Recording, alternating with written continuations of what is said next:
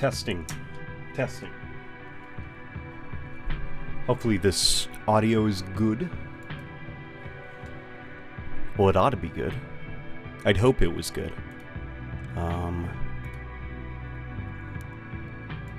Let's check out and make sure that the stream is live. Yeah, it's looking fine. That is weird. It's not live, at least, on YouTube. It says waiting. Oh, there we go. Okay. Yeah, everything is good now. Okay, let me post this to X, formerly known as Twitter. And I guess we'll chill for a little bit and wait for some folks to join.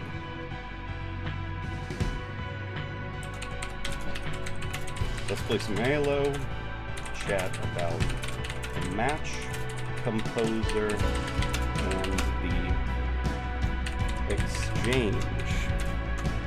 It's been a while since I did play Halo.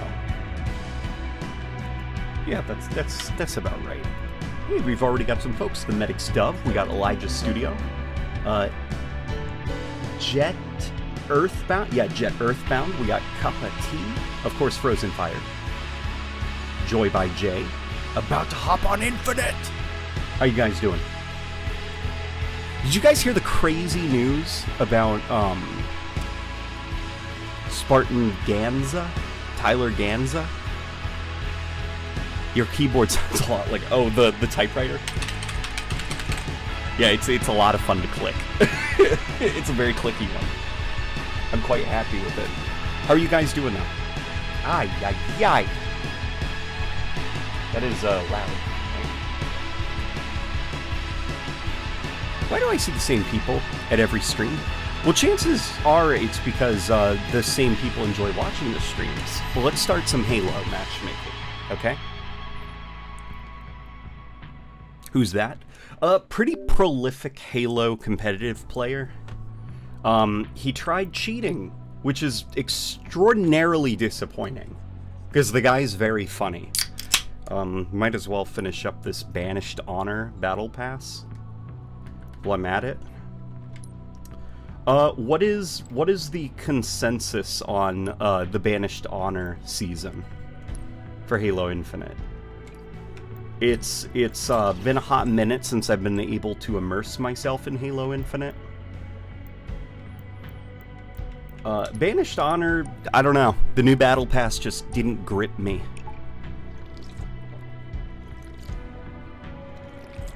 Hey, LNG, says DGC Pictures Entertainment. Yes, apparently what he tried doing, it wasn't even like, oh god.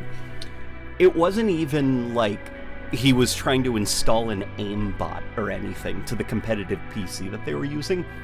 He just, from what I read, opened up the PC and tried to swap out the SSD with a faster one. Just so that the game ran a little bit faster. And that was basically it. Like, it's sad stuff, man.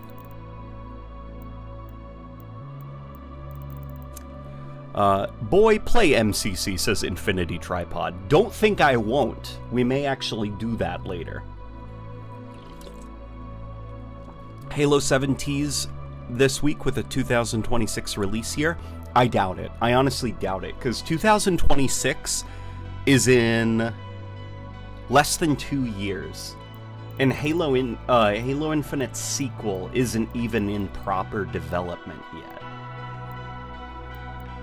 So definitely not. We're not going to see Halo Infinite sequel till maybe 2027, 2028. Video games take a lot longer than they used to create. Especially big budget AAA video games. So we're not going to see the next Halo game for a little while, methinks. Unless they do something that is lower budget and spin-off.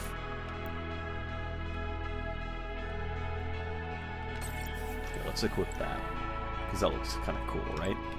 Okay.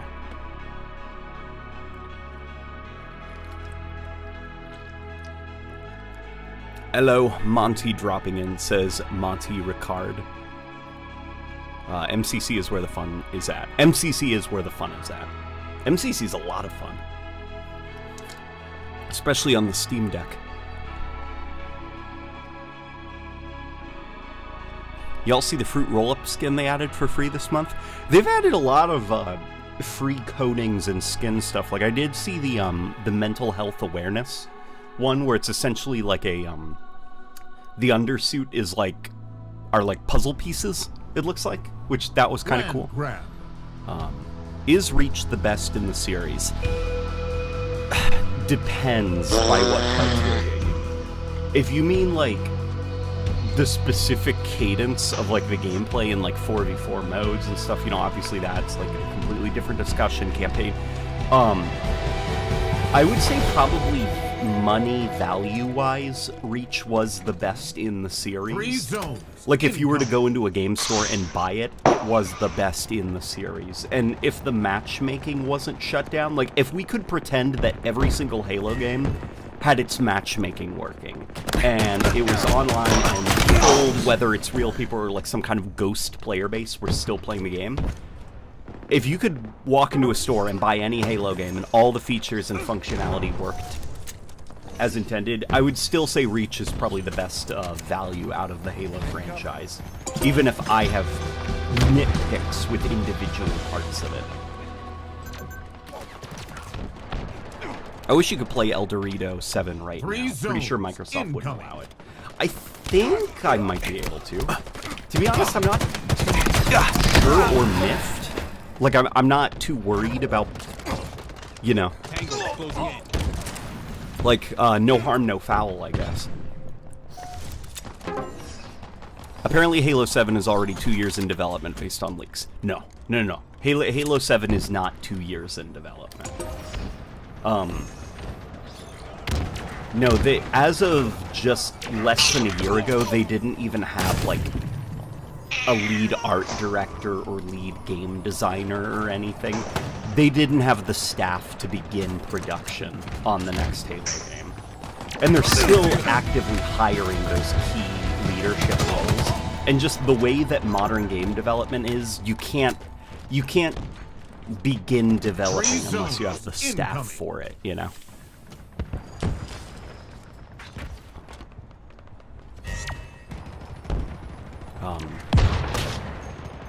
Hopefully the next Halo game only comes with one game mode at launch, with even less weapons, but a fully functional shot. I'm anticipating that the next Halo game is probably going to be extremely different from the Halo games that we're very familiar with. Like, sorry, I'm trying to get used to playing Hellgender controls. So it's right stick to punch, right bumper to throw grenade, and all that goodness. It's really screwing with my muscle memory, just because I'm trying to use the left trigger to use my weapons optic. Do I ever think Halo will be able to contend with Call of Duty once again? Probably not, to be honest. I think Halo's time in the sun is kind of gone. There's always the potential, but not as it is. Halo is going to have to do something that's extremely different this time. Like, if Halo wanted to compete with Call of Duty, or, well, it wouldn't even be in Halo's best interests, I think, anymore to compete with Call of Duty, just because they're all now Microsoft. If Halo ever wanted to become big again, I think Halo would have to do something to differentiate itself from Call of Duty. Because unfortunately now Call of Duty is the king of, like... Call of Duty is the king, I think, alongside Fortnite, of the Battle Royale space. And Call of Duty is also now the king of, like, the small player, like, team deathmatch or objective modes on small maps, like, you know, those kind of games. So in order for Halo, I think, to actually, like, get any kind of relevance, they're gonna have to do a spin-off game. Because I think at this point, like, Halo has kind of, unfortunately, beefed off for so long and just kind of been directionless and rudderless, that it's just allowed enough time for Halo to fade into kind of like irrelevancy as a top-tier multiplayer game. So Halo's gonna have to turn heads if it wants people to be interested again. And I think doing another Halo game with like 4v4 modes, big team battle, like, it's just not gonna interest people. Triple kill. Victory. Well, there we go. At the end of the match, I was able to get a triple kill based entirely on cleaning up other people's work. Call of Duty can't even compete with Call of Duty ever again. Well, Call of Duty is doing fine. Just, Call of Duty is doing fine because it transformed itself into a different kind of game. Like, back in 2017, Call of Duty World War II released, and people were starting to get tired of the Call of Duty formula. So, Blackout was the next thing. You know, Call of Duty Black Ops 4 was essentially just like a big beta test for like the Battle Pass monetization model as well as a Battle Royale thing. And then Warzone happened the next year, and now Call of Duty is primarily a Battle Royale franchise with a 6v6 multiplayer component bolted onto the side.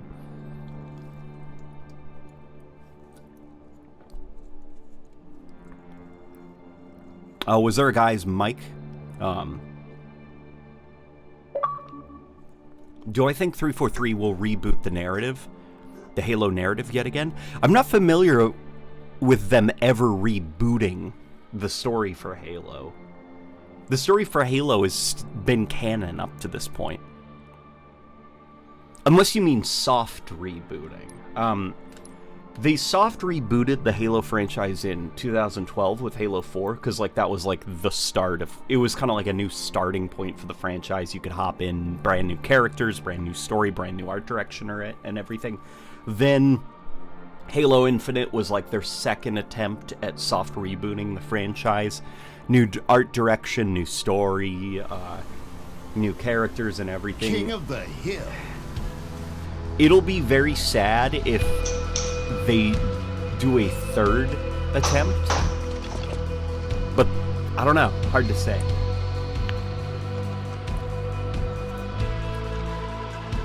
You think they'll try to make it a more tactical game like Siege? I doubt it. Incoming. Just because the way that like Microsoft Game Studios operates internally, like they're very, very hyper focused on like accessibility and their games being extremely easy to pick up for most gamers.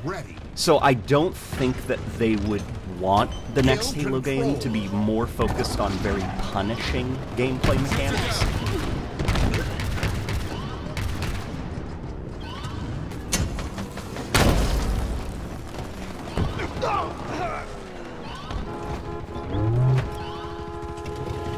I was like stuck in place. That was kind of odd.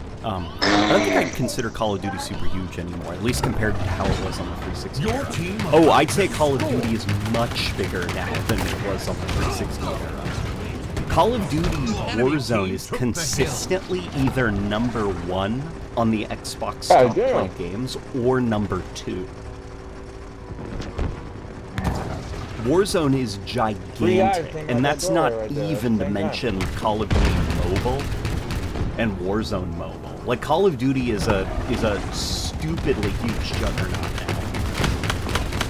Played by more people than ever before, bringing in more money than ever before. Like, I prefer the 360 era Call of Duty games, but this current Warzone era is so much bigger than Call of Duty used to be. Your team scored. Which is disappointing, because I prefer the way Call of Duty used to be. Hill ready.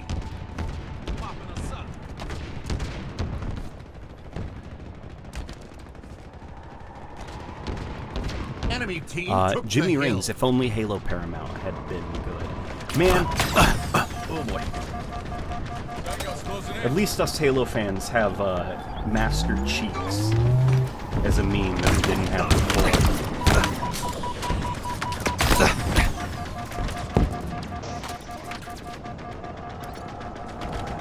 Every chapter. Damn it, I just wanted to pop this thing on his... Oh, I forgot! They did that, didn't they? They made it so the plasma pistol can EMP ghosts again. Well, not just ghosts. Not specifically ghosts. Yes, like that. It's so nice having that ability back. The plasma pistol EMP is as beautiful as the day we lost it. But now it puts the EMP ability in this, like, weird, awkward... They've essentially admitted defeat on the, like, damage types thing. So I wonder if the next Halo game, they're just gonna straight up drop this whole, like, damage thing, where it's like a weapon can only EMP if it's an electricity type weapon. Would you say that Halo is open to modding and fan-made content? I'd say it's not only open to it, that is the natural next step for the Halo franchise, which is to become one that is almost entirely developed by the community and sustained by the community. But that would require, you know, Microsoft to, like, understand. And they don't, unfortunately. Amelia, what are you doing? No wiggling. Enemy about to score. I feel like people don't remember to factor in the growth of the market. Xbox Live had 39 million active users in 2015, and now it's over 120 million. And Call of Duty is pretty consistently number 2 on. Yeah, people don't realize that, like, there are more people playing video games today than there were during the 360. Run that bitch right the fuck over.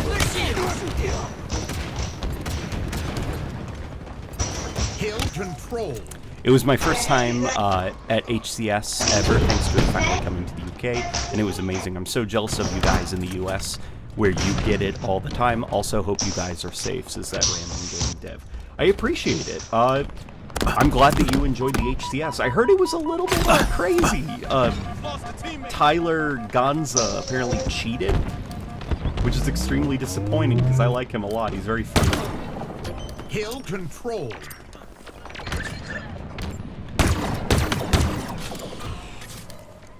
Who else shot me?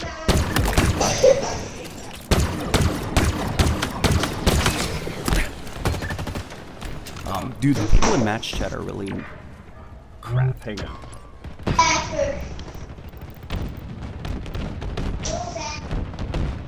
There we go. I turned off match chat. Hopefully it's a little bit better. How long do you think the series will be around? Well, it's hard to say, because, like, that's like asking me to predict, like, the future, which I can't really do. I think as long as Xbox is a thing, Halo will always be a thing in some capacity.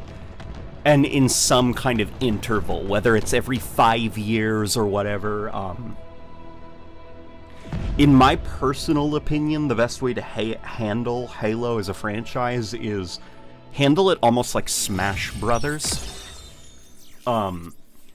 Every half a decade or something, have a big Halo release, or maybe every decade, have it be gigantic, have it be huge and explosive, and kind of be supported by the community and designed for the community to kind of sustain it over the years. And in the middle of that, what you can do is you can add, like, your spin-offs and whatever to keep people busy. But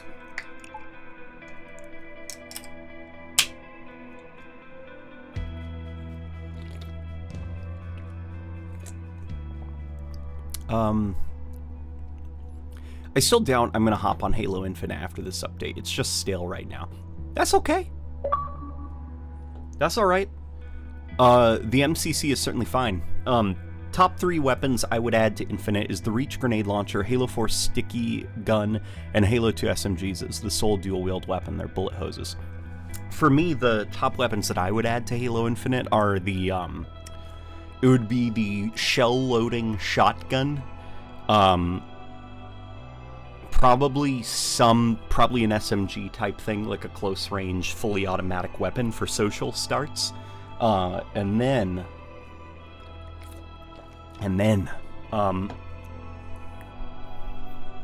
I don't know. The Reach grenade launcher is a good answer. So is the sticky detonator from Halo 4.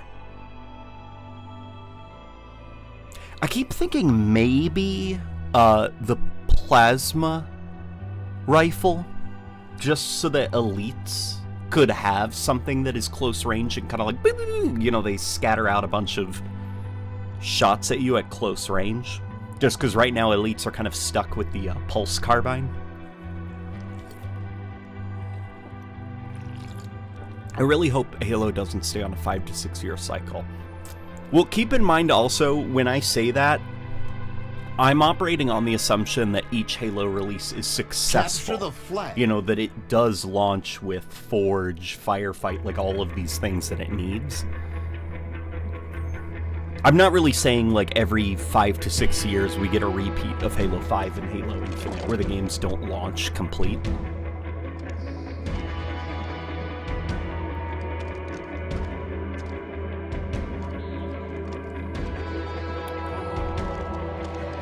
I haven't felt much motivation to play it weekly. Now they don't even have weekly cosmetic awards anymore. That's okay, and you know, maybe that says something about like how you felt about the game, that you needed the rewards to play the game rather than playing it for your own fun. And to be honest, I think Halo Infinite is more fun when I'm not playing it for a reward.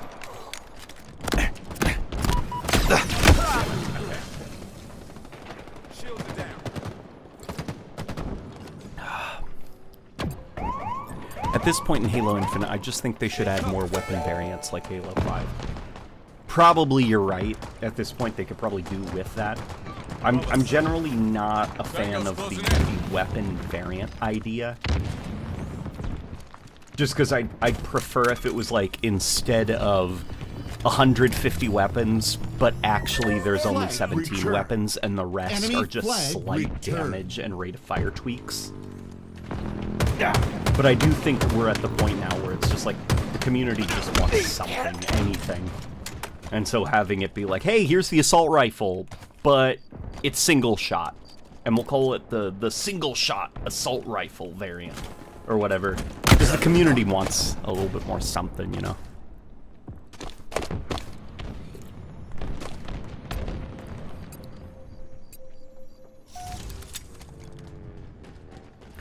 They need to scrap Forge in the next game and add real mod support. Most Forge maps are terrible. No. They should absolutely not scrap Forge. Because Forge is a very accessible map creation tool. And for some people, they'd argue Forge has gotten too complicated. I don't necessarily disagree with that, but I don't think that that's a bad thing. But I definitely do think, like, if they were to just straight up remove Forge, it would... No, it would not be good. People like Forge, and I think Forge should definitely stay. That's not to say that mod types should be, because I also think those should be included too.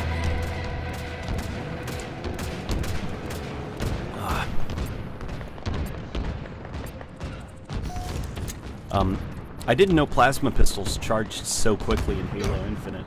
I can't tell if that's a joke. It feels like the plasma pistol takes forever to charge in Halo. We've lost a teammate. Oh my god. Yeah, there we go, that's the name.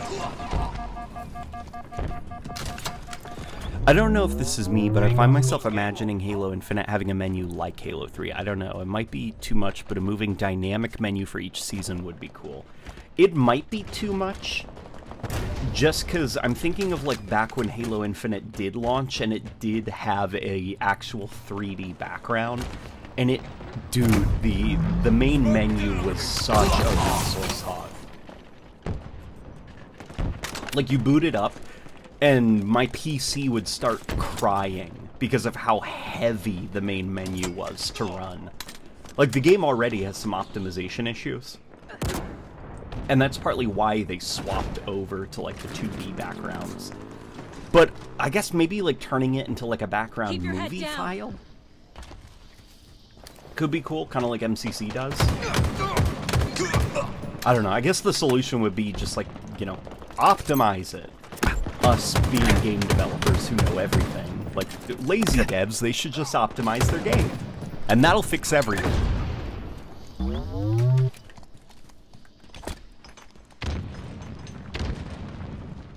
Weapon variants should, in my opinion, be a fundamental change to the weapon, like a hard light shooting assault rifle or a reach grenade launcher that shoots sticky plasma grenades. Do you think the Halo series should have stuck to the... Do you think the Halo series should have stuck to the faster and smarter Halo Reach elites? It sort of did for a while. Like, Halo 4 and Halo 5's elites were very much built off of their Reach AI. Just, you know, kind of like a lack of polish is what made them come off as a little bit dumber than they did before. Just like their actual pathfinding around the environments wasn't as good in their decision-making process. But they still did that annoying thing, and it's a thing I actually don't like from Reach, which is like the elites will be sprinting backwards, like really, really fast, well-opening fire at you, and you can't keep pace with them because they're moving too fast, so you've got to activate your own sprint. So you're moving at max speed after them, but you can't fire your weapon. They're moving backwards at max speed, and they can fire their weapon at you. And it just kind of makes it, like, very obnoxious to fight against them. Like, I do think still to this day, the Combat Evolved elites are probably my favorite to fight in the whole franchise.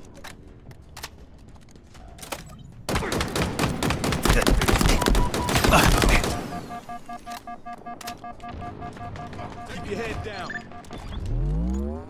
Just, hey LNG, just finished rewatching your Gravity Hammer Evolution video. Hey, nice! I wonder how that holds up. I haven't rewatched that one in a while. Oh boy, you are not cooking right now. No, I am most definitely not. You know what, I'm about to switch. Bumper jumper. Alright boys, we're back on bumper jumper.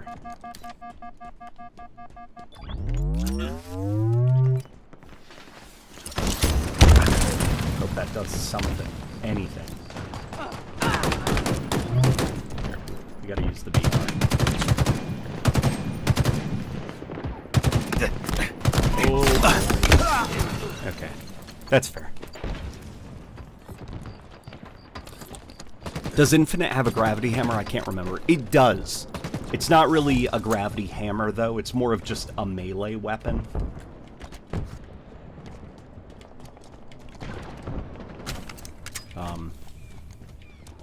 I'd be shocked if the next Halo game released incomplete. I would be shocked if it released complete, to be honest.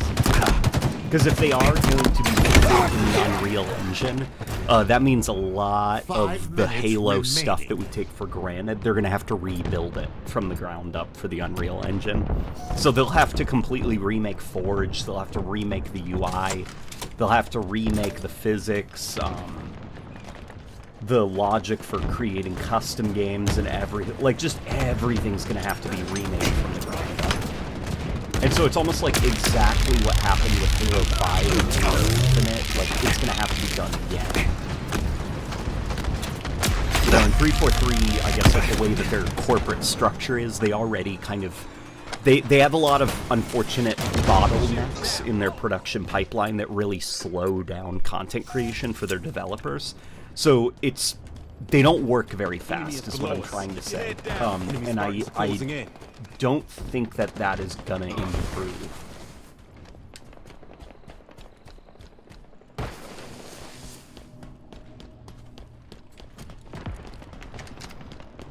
What do you think of the Halo Infinite match composer? I think it looks pretty good. I read the description of it. It sounds like the playlists will stay. So it'll be like, you know, Rumble will be the playlist, but then it looks like you can actually go into Rumble and you can customize what modes you'll actually get thrown into when searching it. And that's pretty cool. So it'll also probably help with,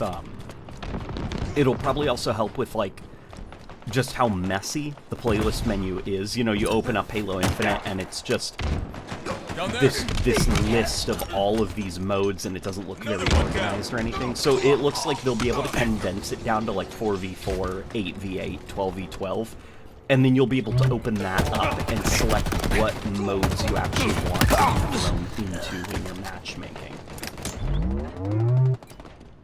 Come on, show yourself. Nope, okay. As someone who uses Unreal, there is no excuse you can make to cover your shortcuts. Unreal has been perfect to avoid things like technical debt. Well, keep in mind that you alone singular is very different from a studio of hundreds of people, you know?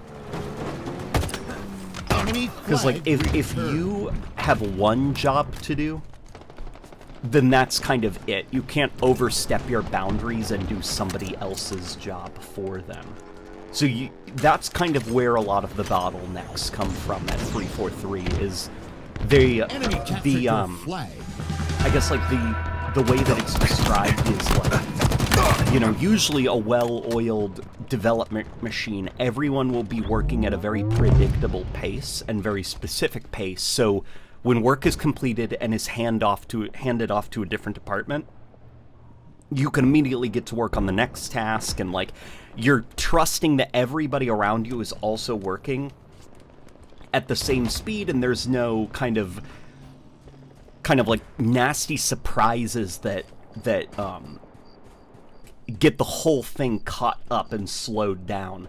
But with 343, it's very inconsistent and very unpredictable because of their, just the way that the studio is set up. So it is a very common occurrence for you to just be kind of sitting and waiting for another department to finish up their work that they probably ought to have finished up a very long time ago, but they can't because they ran into an unfortunate snag because of just how disorganized everything is.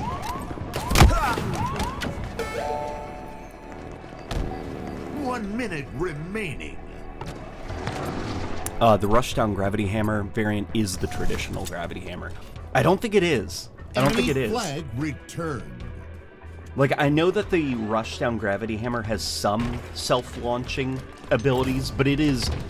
The way that the physics work in Halo Infinite is so fundamentally different from how it used to work. It's like, yes, when you swing the hammer, you do get knocked back a little bit, but there was so much more to why the Gravity Hammer was a Gravity Hammer than just that. And the Rushdown one is more or less just the Halo Infinite Gravity Hammer, but you can run a bit faster with it.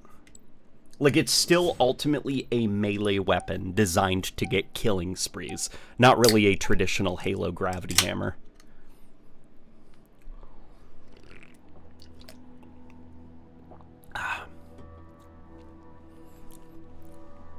Someone says, but that makes the elites feel like they are sort of like the anti-Spartan.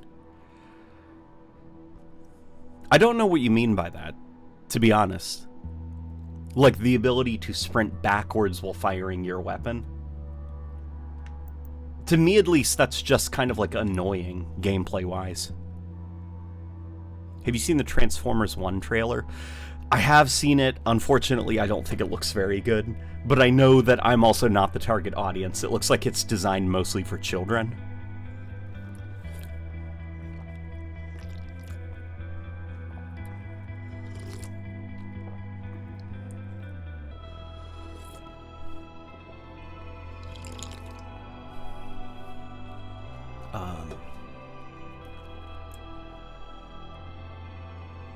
Even post-networking update, it's very inconsistent. The Gravity Hammer? Yeah, it's just... The Gravity Hammer of Halo Infinite, I think, is unfortunately... It's fucked.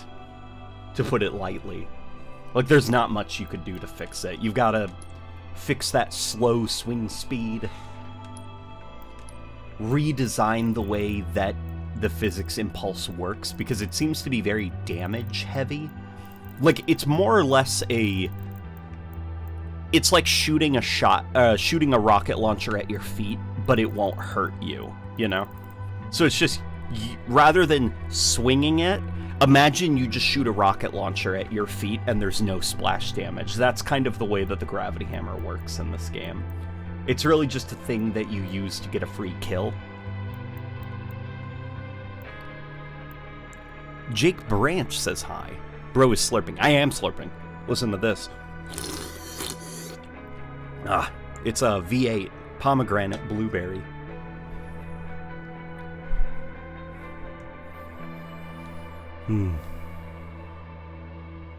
A lot of things might be easier in the Unreal Engine. That's true. As a game artist, optimization is so much harder than people realize. Yeah, it's optimizing a game is not as simple as just reduce the poly count. It'll be fine. Did you try the new Call of Duty Zombies mode? I did. It's a little bit too janky for matchmaking, but it's cool. It is really cool.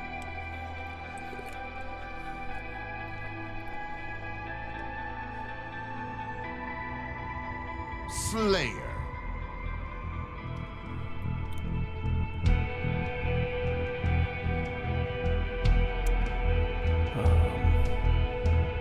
Crazy to think we've not had any real innovation in AI in FPS games since Unreal Tournament, Half-Life, Halo 1, and Fear. That's not true. That's not true. There's been a lot of AI innovation that we probably don't know about because it's so subtle. I think what you're probably meaning to say is we haven't had a first-person game in the last couple of years where the thing that sells it to people is how good the AI is. And I think that's mostly just because, like, video game AI at this point is, like, sort of fine as a baseline. Like, before it used to be, like, your games like Fear or games like Half-Life, those were crazy. You know, those were super huge things, because most of the time AI was very simplistic and not that impressive. But now, it's kind of noticeable when your game has bad AI. You know, people make fun of it and point it out. Like, good AI is just a default now that most games have. Okay.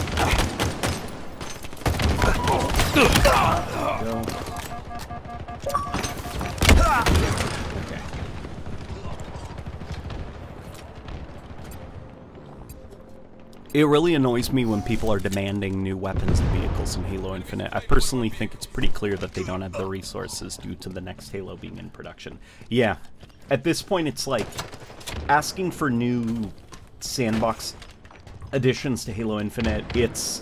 You might as well scream into the void. It's gonna get you nothing. And so asking for it, not receiving it, and then getting angry, at that point you're making yourself, like, you're creating a problem for yourself, you know? Like, you're making yourself mad for no reason, because you know what the answer is. The answer is no, you're not gonna get new additions.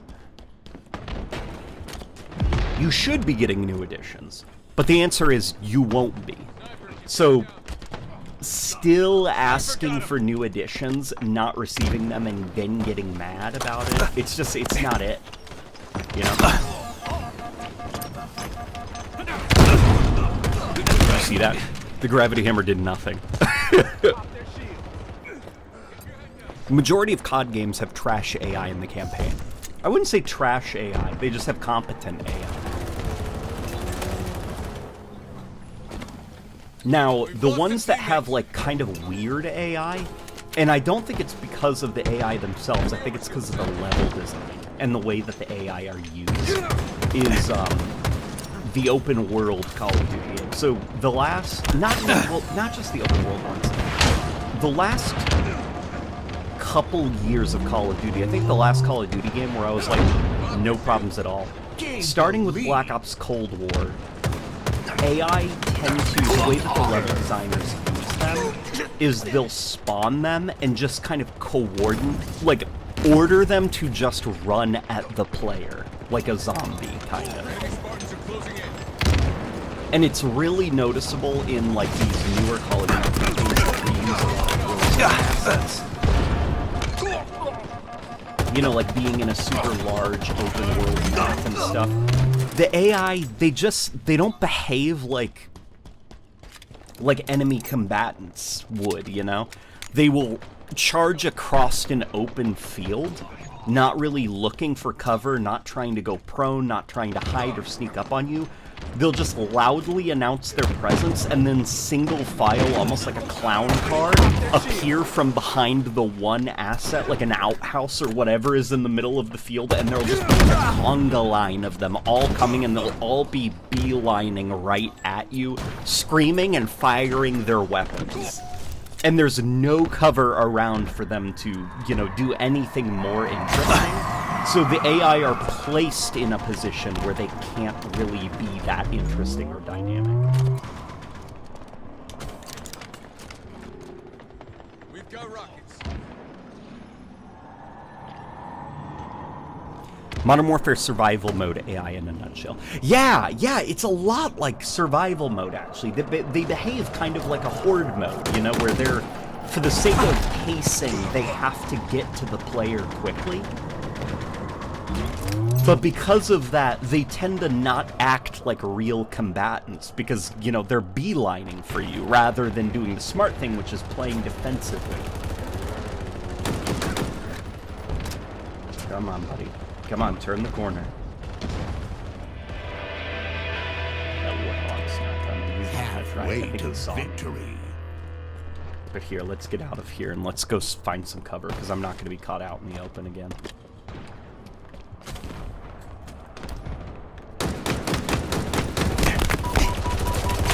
Damn it. Well, I died anyway.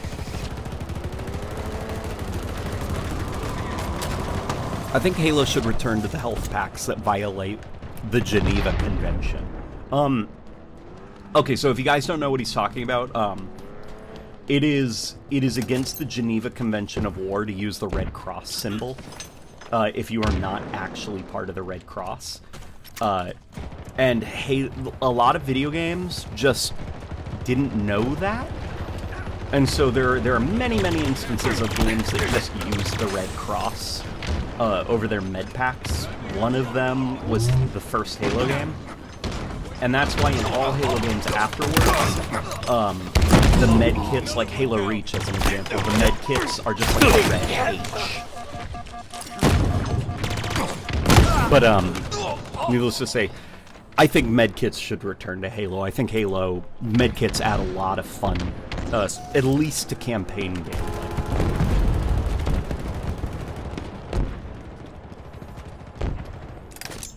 I think what's really nice about medkits, is it gives you something to explore corners of the maps for that aren't just like more ammo, you know, or like a weapon. So you're always in explore mode. You're always like checking corners, checking for like just anything, an ammo pile. Maybe it'll have a health pack in it somewhere.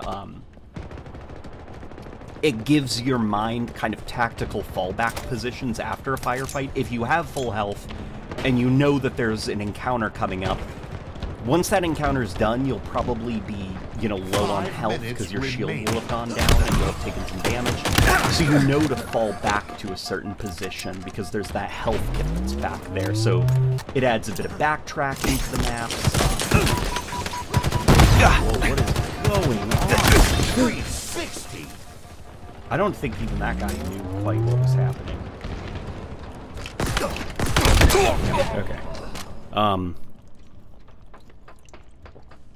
But I also think it adds some tension, because there are long stretches where you'll take a lot of damage, you'll have like one hit till you die, and then your shields come up. But you know that if your shields go down, you're probably going to die, so you start kind of being a little bit more careful in combat until you can eventually find that health kit, and then it kind of adds a little bit of an adrenaline when you find it. It's like, oh, thank God I'm safe.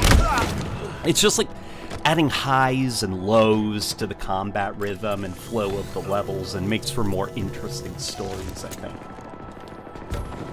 That's why I don't think it's a surprise that for most people, you know, whether they have issues or not with Combat Evolved, Halo Combat Evolved probably has like the more memorable individual encounters.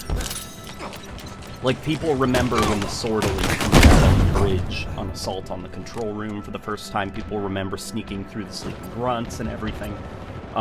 People remember almost every single encounter on Truth and Reconciliation. Like, it's just because the way that the health system has a little bit more attention to combat now, and I definitely think that ODST would not have been half as much fun if it did not have the health kit system.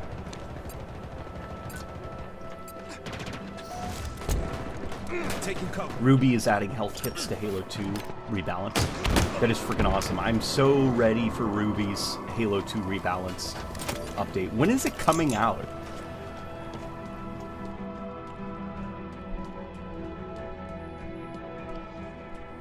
Non-regaining HP in FPS games in general gives the designers more control. It does. It also gives designers more control.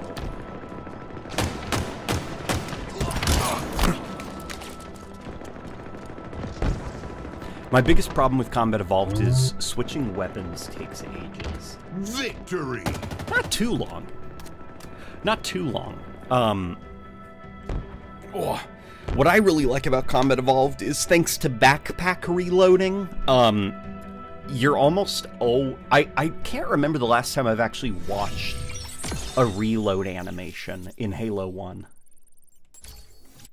Because if you didn't know, in Halo 1... if you double tap the reload button and then switch your weapon, that weapon will keep reloading even though you've put it in your pocket. So you can be firing your assault rifle, and then when it's time for that thing to reload, double tap the reload button, double tap X, and then just put it away and start firing off with your pistol, and then double tap the reload button on your pistol and you'll put that away and pull out your fully loaded assault rifle, and your gun is always full of ammo. And because of that, combat flows quite a bit faster than the other Halo games. Like, Combat Evolved, I think, might be the fastest Halo game in the series. Yeah,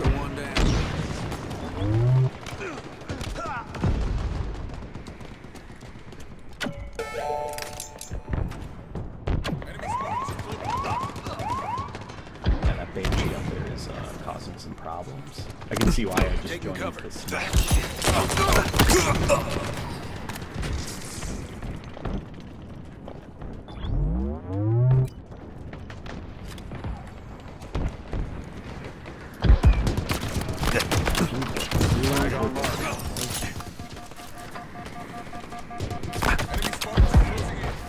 Enemy flag returned. Hide over here. Flag returned.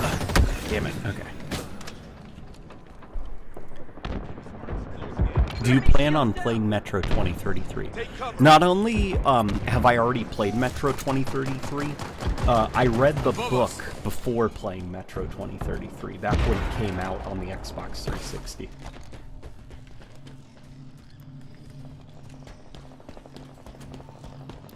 Would you say it's in a player's best interest to read and stay up to date with the other Halo content, such as books, in order to understand 3 story arcs? To understand 343 story arcs in game. Not every Halo story. Like, I don't think you need to read every single book. Like, I don't think you need to read Contact Marvis, you know, as an example. But I do think it would probably be in the best interest of a Halo player to read the Forerunner trilogy if you want to understand what is going on in some of 343's campaigns. Because 343's campaigns tend to rely pretty heavily on what the Forerunner trilogy established as being kind of the Forerunner's whole reason for being. And you'll be pretty lost in Halo 4 and Halo 5 as to what is going on, what's, you know, what is all this, why do they keep screaming about a fireplace mantle, like, what is all of that about?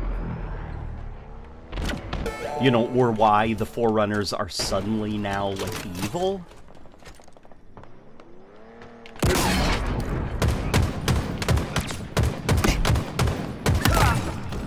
Enemy flag returned.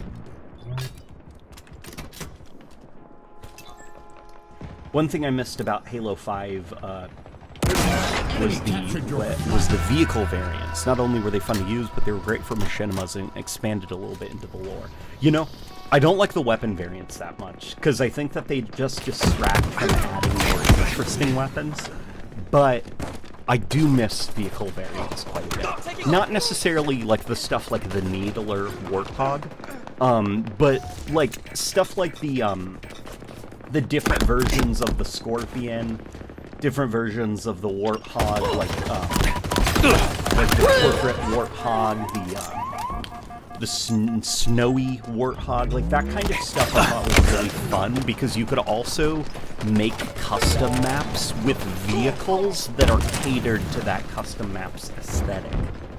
Like, you could have a map that is like a cargo dock for a corporation company, and the Warthog on it is a corporate Warthog. In Halo Infinite, you can't really do that, because now the skins, you know, are player control. So you can't really cater the sandbox around the aesthetic anymore. You know, and that is one thing, at least, that I appreciate about the Banished vehicles, is that you can't customize them. Because I just think about, like, it would be pretty cool if they added, like, Covenant Wraiths and Covenant Ghosts, because then I could make a Covenant theme map and have all of the, you know, the Banshee could be back to being a Covenant Banshee and stuff. But if it was all player-controlled cosmetics, the Banshee would look like whatever, you know, the player wanted it to be, and it would kind of break the look of the map that I'm trying to go for.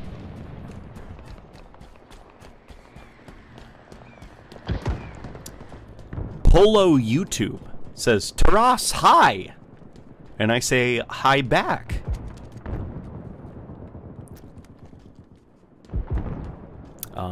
You should watch Smiling Friends. I'm not sure what that is. Would you read us the story so far section from the Halo Combat Evolved manual? We need a refresh on Bungie's simple story, when that was all we had for a story. Oh man, I should actually read that. Because Bungie, like, saying Bungie story is kind of goofy, because even Bungie didn't really have a story for Halo 1. Like, as bizarre as this sounds, a lot of Halo 1's story was kind of handed off to Microsoft. Like, Microsoft helped with a lot of the story and world building for Halo 1. Like, even the idea of the insurrectionists, that was not a Bungie idea. That actually came from, God, I forgot the guy's name. He's the same guy that came up with the ODSTs, and Bungie thought that they were a stupid idea. But, basically, it was kind of like, okay, Bungie had space military, Covenant War. Covenant War has been going on for 3 decades or something, like 30 years. And this writer guy was saying, like, where did they get all this military equipment from, even within 30 years? Was there a prior war? And Bungie was like, no, they have them all because of the aliens. And it's like, yeah, but, like, where did it come from? Humanity didn't just, like, go to space with just rockets. Like, some of these, you know, ships are, like, decades old. Like, where did they come from? Why would humanity go into outer space with an insane, super high-tech military and nothing to fight against? Like, it makes no sense. So there had to have been a war going on already. And so then he came up with the idea of, like, insurrectionists, outer colonies, civil war within the UNSC, and then the Covenant arrived. And that's why the UNSC has all of these, like, you know, super high-powered equipment, Spartans and everything to fight off the Covenant with.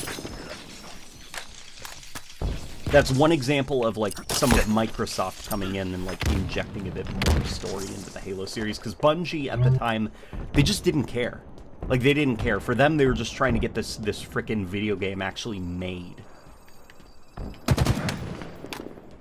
Like, as bizarre as it is, the Jackals, just because I'm working on the original Jackals, for Combat Evolved, the Jackals weren't space pirates. They were, the Covenant's infiltrators. They were spies within the Covenant that were really good at sneaking across enemy lines and gathering intel. And it wasn't until, I think it was Halo 2, and I'm not even sure if it was Bungie or if it was like an idea from Joyride for the Halo 2 figures, but that's when the idea of the Jackals being space pirates came. Yes, come here. Grapple jack. Okay.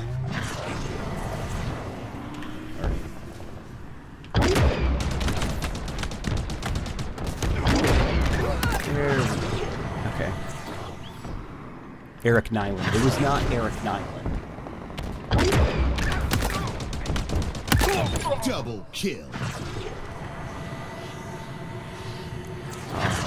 I prefer the original Banshee design. Yeah, me too. The Banshee design from the original Halo trilogy, I think, is absolutely my favorite. I don't like the Reach redesign that has kind of become the standard for the Banshee now. Like, all future versions of the Banshee were built off of the Reach design. I like that original look for the Banshee with the thrusters on the tips of each wing.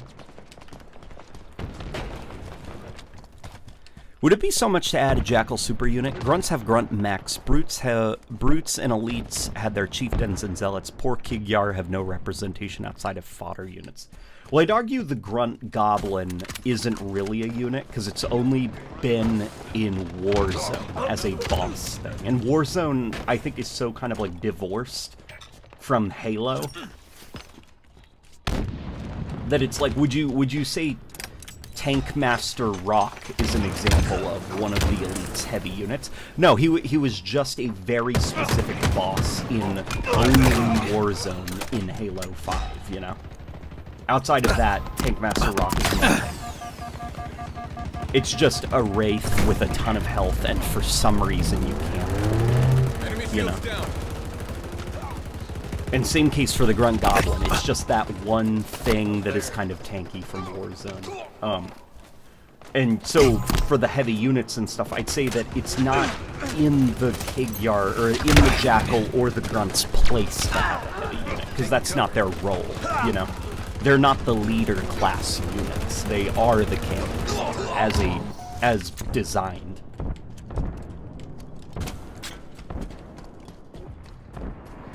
The Halo 5 Banshee is probably my favorite Banshee design. The Halo 5 Banshee, if I remember right, the lore explanation for why it looks like that is it's designed off of a... it's supposed to look like a type of bird that is found on the Elite's homeworld. That's why it has that kind of like super organic look to it.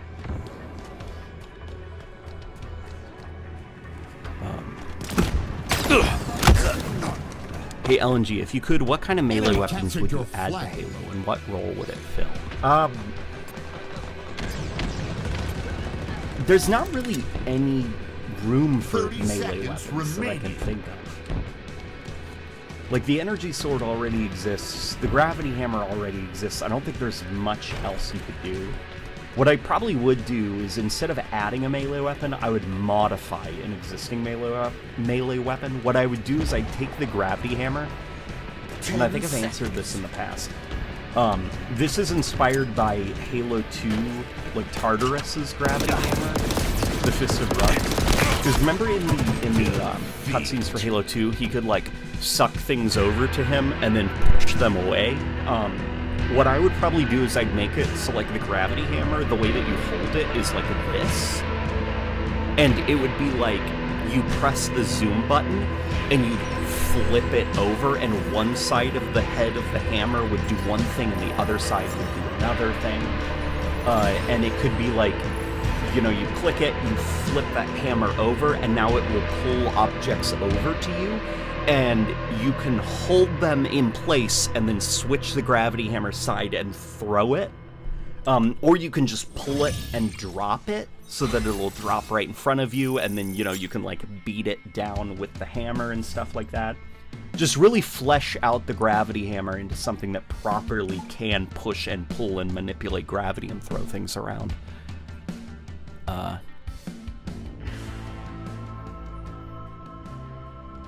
I miss the Grunt Goblin. It had so much character for a Warzone boss. It would have made a cool HVT and Infinite's campaign.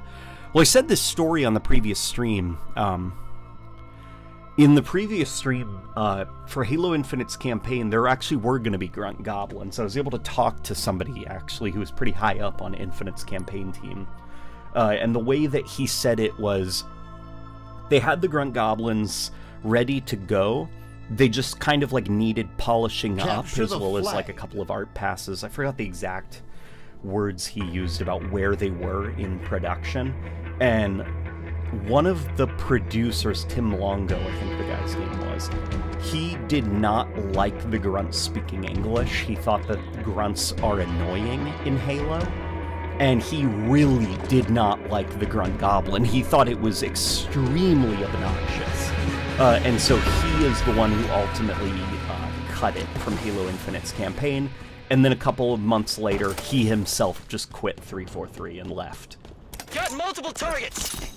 So that's part of why the Grunt Goblin actually...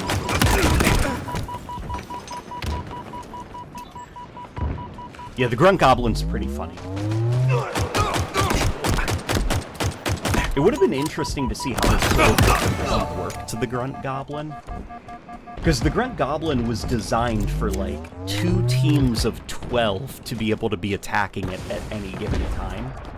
And I'd imagine you'd have to pretty radically redesign it to get it to work well in a single-player Enemy flag context. returned. If I were to probably redo the Grunt Goblin, I would make it a vehicle rather than an enemy unit. Because not just because it would be fun to fight against if it was a vehicle, it would be a little bit less annoying, but also because of the comedy value. Think of, like, being able to kill the driver of a Grunt Goblin and then Master Chief getting inside of it and kind of almost like an adult inside of a little tyke car, you know, that you see, like, toddlers driving in, like an adult with, like, the giant knees sticking out of it, like Master Chief, just, like, driving this robotic grunt. Like, that would be pretty funny.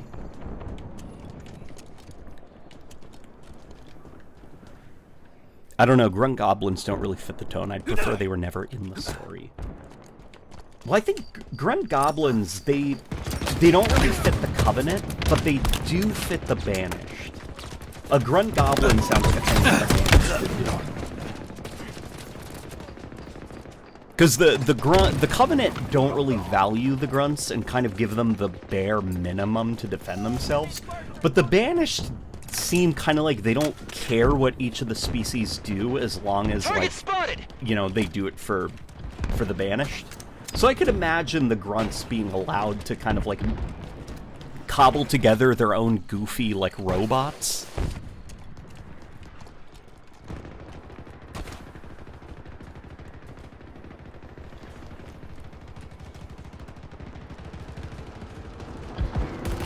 Yeah, the big problem would be just figuring out how to make it work in the traditional Halo combat loop. Because you couldn't just port it from Warzone, because it was designed for Warzone and that many players.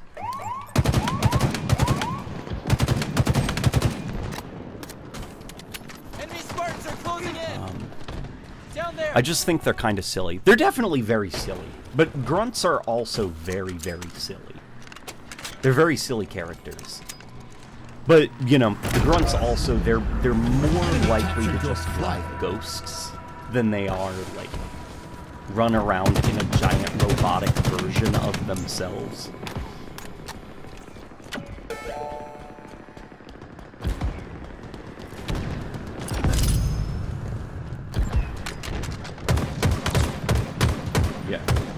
Yeah, the Banished, though, they do come across like, we don't really care what you guys do, as long as you make a thing that's good at destroying humans.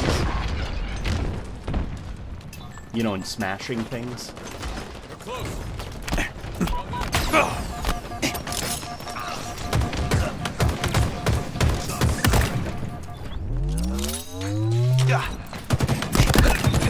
Okay.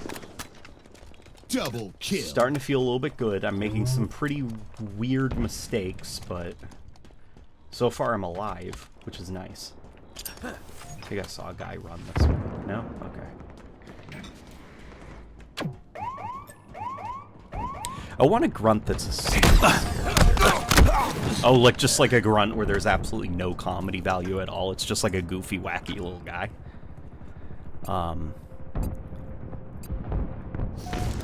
I hate Infinite's Gravity Hammer melee animation. Instead of it being a quick bonk on the head with the handle, it's just this lengthy, actual hammer animation.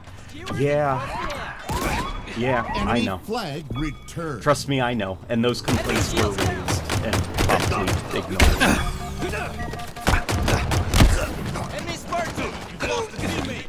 Bruh, the grunts have spoken English for 90% of the franchise. Yeah, I know. Returned. Not liking the grunts is kind of like, why are you working on Halo, man? Enemy flag returned. Well, I guess he's not working on Halo anymore, so that kind of answers the question.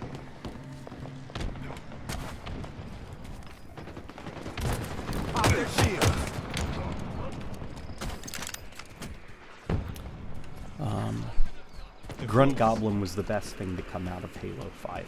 I think the Forge mode, or maybe not the Forge mode, but the custom game... No, the Forge mode was great.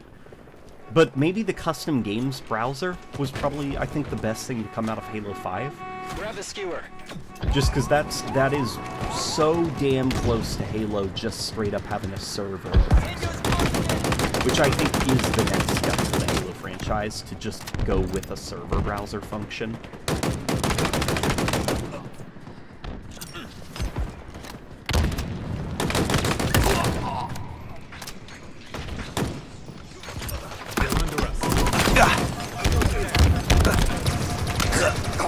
Damn it.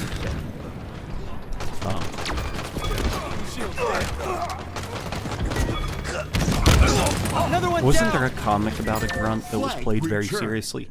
There was a fan-made comic about a grunt that kind of went all Ronin. There were some Marines that were like making fun of a dead grunt, and then a grunt decides to avenge his buddy, and he like splits the sword into like two swords, Enemy flag and then goes all returned. crazy on them.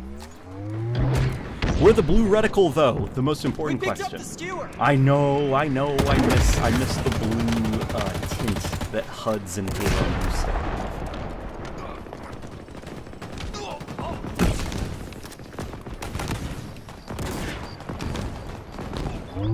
In my sights. 5 minutes remaining.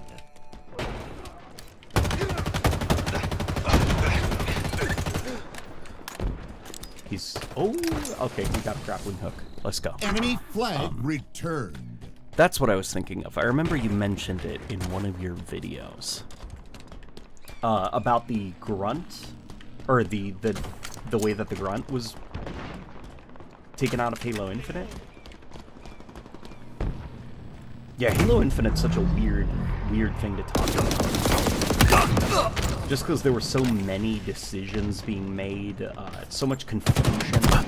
Definitely, I think once NDAs start expiring in like 7 years or whatever, like there's going to be a lot of interesting stories and trivia surrounding like Halo Infinite that developers are going to talk about.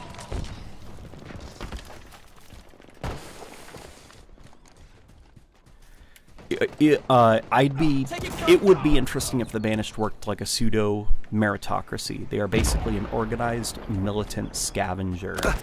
Prove your worth to move up in the ranks mentality. Makes sense for space pirates. That's the way that they do operate, I think.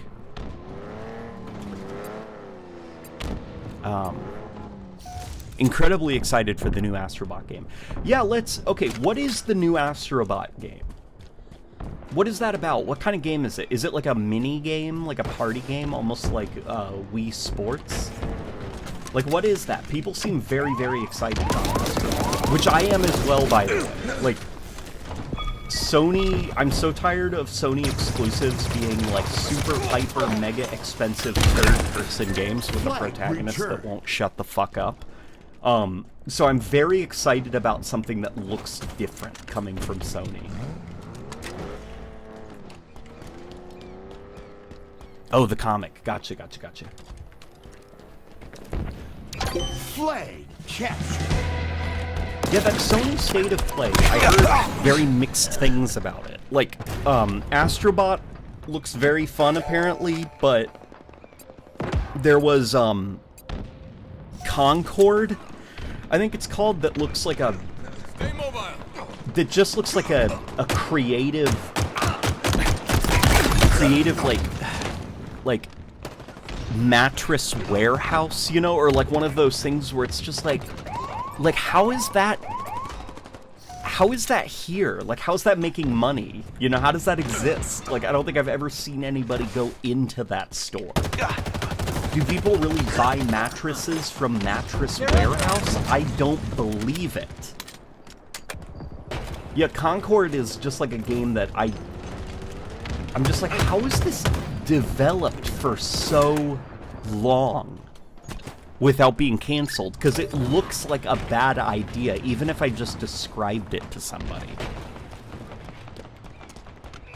Spartan The down! Silent Hill 2 remake.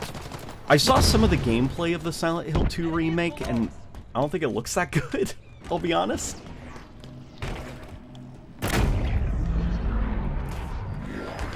It's a 3D platformer about a little robot that lives inside of the PS5. They have a 2-hour-long gaming series as a package into the PS5, and it was wonderful. Yeah, I like Astrobot a lot.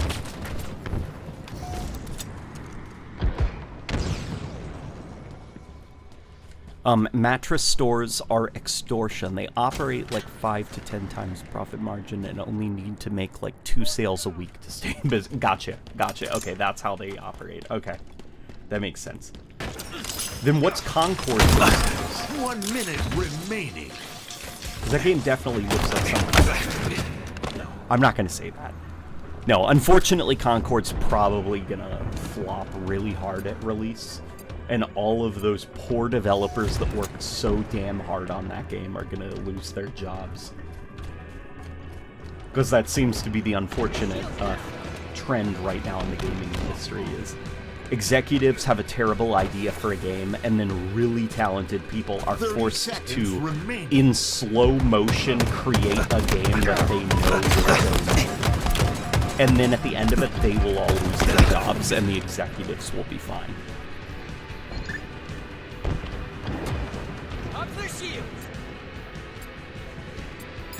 Flag return. I always thought they were just laundry Flag capture. fronts. Yeah, they're so here where Rebecca and I live. There's this shopping center where there are surrounding it 4 to 5 different mattress places, and we are 100% convinced that there is something weird and sketchy. Flag return. Victory.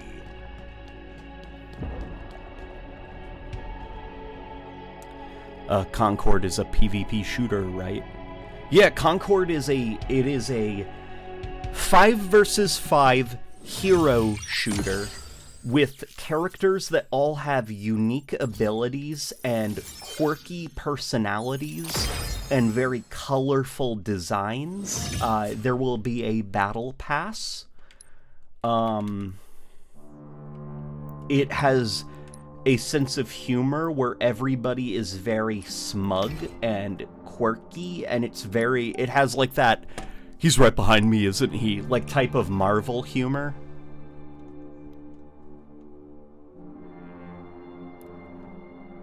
Yeah.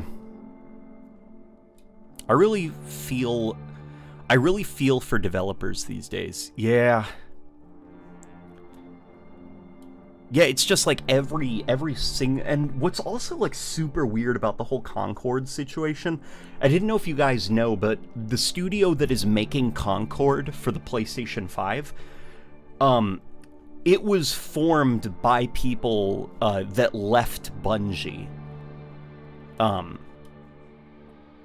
And so you can see a little bit of that Bungie in there, where it's like you activate an ability or you do a thing, and the camera will go into third person. You know, like in Halo, when you get into a Warthog and you go into third person, or you operate a turret, or in Destiny, when you activate your super. Like, Bungie likes that, the kind of switching in and out of first person and third person. So there's a lot of that in Concord, and even kind of like the snappy, very like well-animated first person animations for things.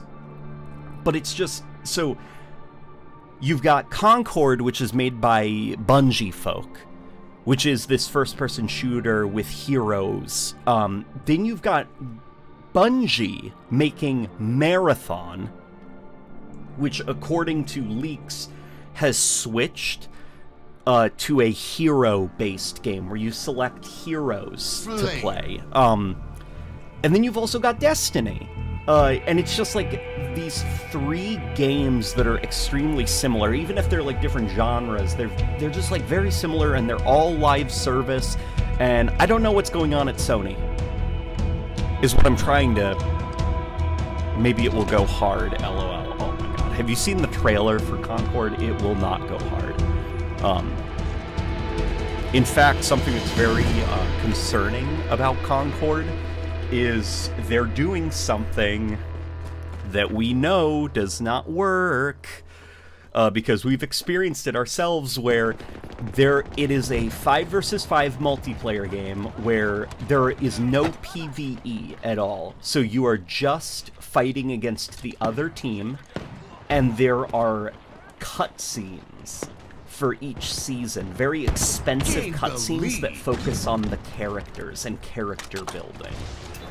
And they promised that we would get these cutscenes very frequently to build up the live service story of what's happening in the world of Concord's multiplayer. And I'm like, I know where this is gonna go. They're gonna do it for a little bit, and then they're gonna realize those cutscenes are extremely expensive to animate and not worth it, because people don't care. That's what happened with the Academy story in Halo Infinite multiplayer. Those cutscenes were too expensive to make. And people aren't playing Halo Infinite multiplayer for the story.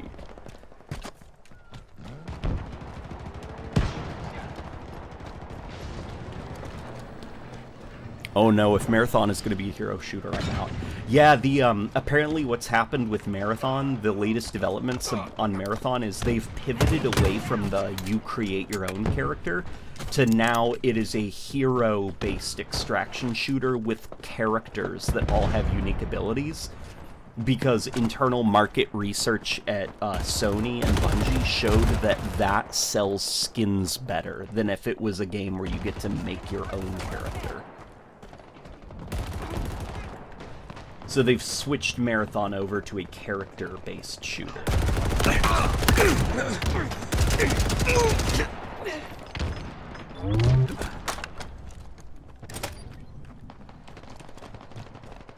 Enemy shields down. Yeah, it's bad stuff is happening over there with Concord. You know, and I was looking at Concord, like, I poked my head into the stream for a little bit that PlayStation was doing, and I saw some gameplay of Concord, but it was divorced from, like, the context. So all I saw was, like, a guy with a sniper rifle, like, running down a hill that kind of reminded me of a Destiny strike. And I was like, oh, this is like that new first-person shooter made from some of the Bungie guys, right? This is that Concord game. Huh, it looks kind of interesting. But then I read later that it was a 5 versus 5 hero shooter with no PvE or story elements, and it was going to be driven by these, like, battle pass. And then immediately, it was like whatever the opposite of hype was. Like, negative hype. Like, active disinterest from me. Where not only was I not interested anymore, my body began to radiate an aura that made other people around me also not interested in Concord. Like, if that's the opposite of hype. Yeah, just, I don't know what they're thinking right now.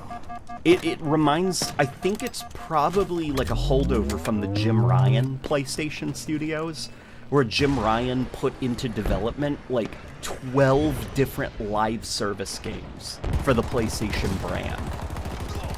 Where it's like, sure, right, guy, like, I'm sure that'll work out fine. I'm sure there's enough players for 12 different PvP-driven live service games. I'm sure none of those will flop and they'll all be hugely successful. But I don't think that is ultimately the goal of like putting so many live service games into production. Unfortunately, I think it's probably a more cynical idea, which is you throw a ton of shit at the wall to see maybe one of them will stick, and then that will be the success. Even if it comes at the cost of all these other developer studios that had to make the ones that didn't stick.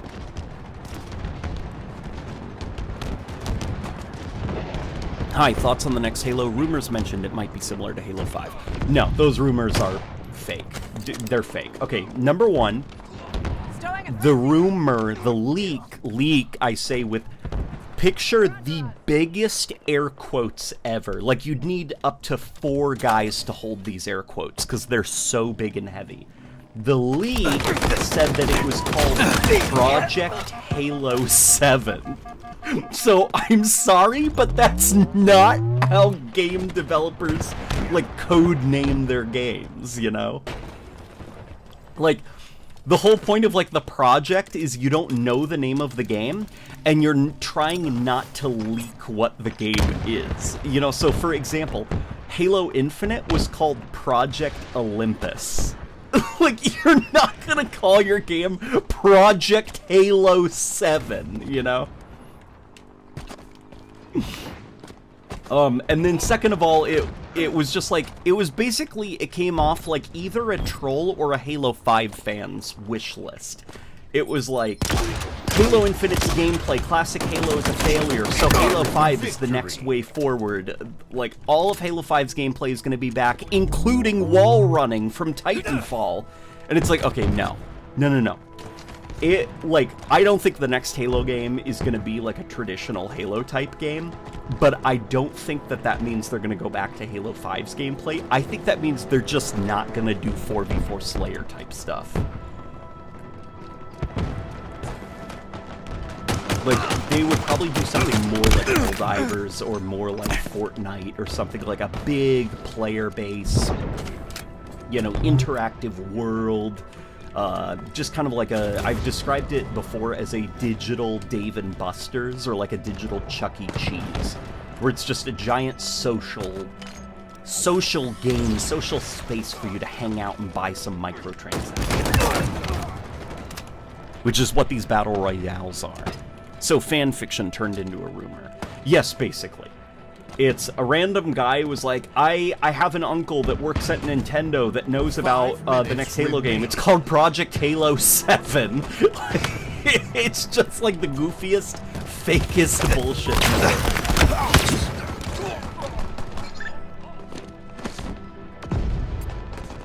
world. It's like calling Project Orion Project Get People and Augment Them. Yeah, exactly.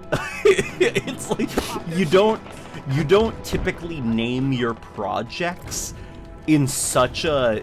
Because if it leaks, it won't be like, Microsoft's working on a thing called Project Tag Team. And you're like, what the fuck does that mean? Like, nobody knows because, well, it's leaked, but thankfully nobody actually knows what it is. Like, no, just being straight up like, the game is called Project Next Halo Game, Halo 7, Master Chief Takes Back Burger King. Like, no, it's just, game companies don't name their projects stuff like that. It's like those fake Xbox leaks where it's like the Marvel, you know, seeing all the Marvel movies lined up, and it's like seeing Gears of War 6, Gears of War Dating Simulator, Halo 7, Age of Empires, first-person version. Like, you see all of these games lined up like an MCU movie roster. Like, no, all of these are fake.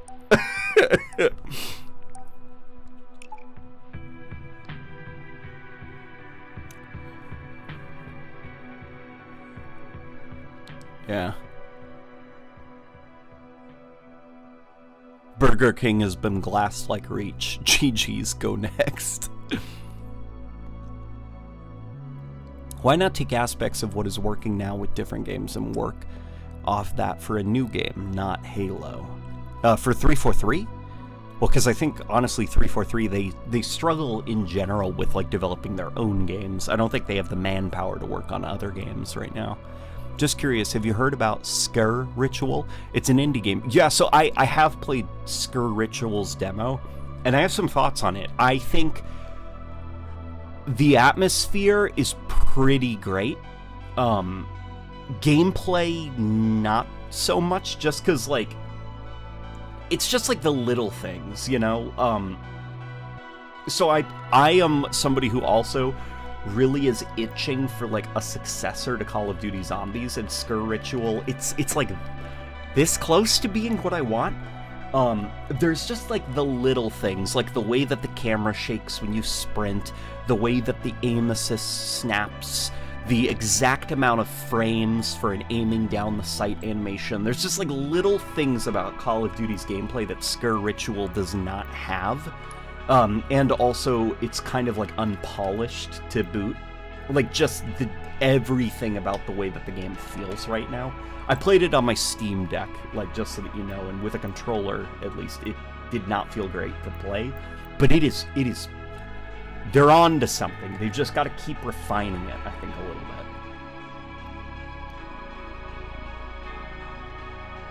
One thing I will say, though, about Scare Ritual is the story is not very good and actively not interesting.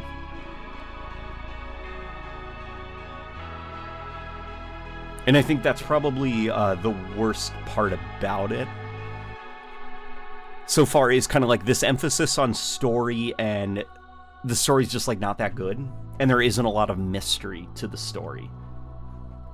Because if you do want to do a spiritual successor to the old style of Call of Duty Zombies, you've got to make it mysterious. Something I actually bring up quite a lot, at least when I talk to, like, Luke, Hidden Xperia, about Call of Duty Zombies. We grew up during World at War, when World at War was starting to get big, like, Nazi zombies was a new thing. And during all of World at War's DLC season, there was always the question of, where did the zombies come from? And you didn't actually know until the final map that was released, and it didn't even tell you where it came from. You know, you had to, like, go out of your way to uncover the origins of the zombies, and even then it was still kind of, like, vague and weird, and there were some questions King of the Hill. that were still lingering about, like, why the zombies are here, why they exist, why they're violent, like, all this stuff.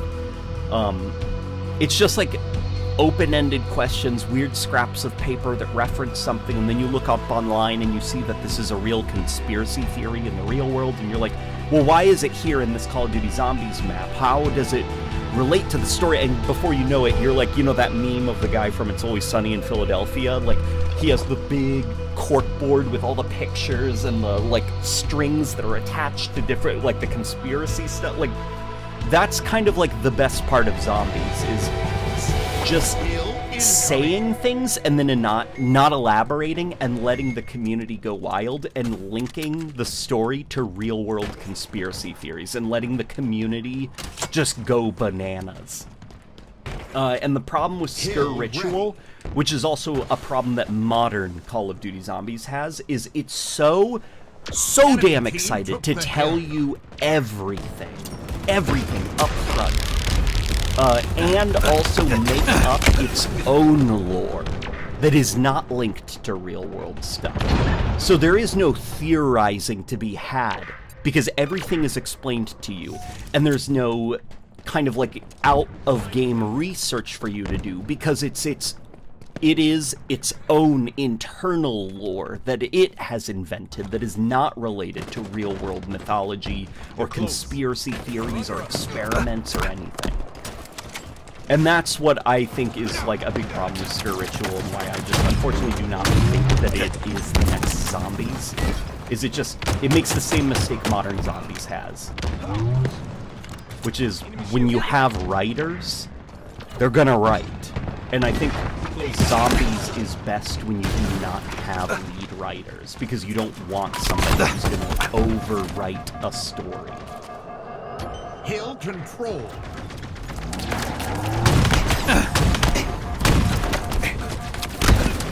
Enemy about to score. I'm actually interested in the next Call of Duty. I hope the next Call of Duty is good.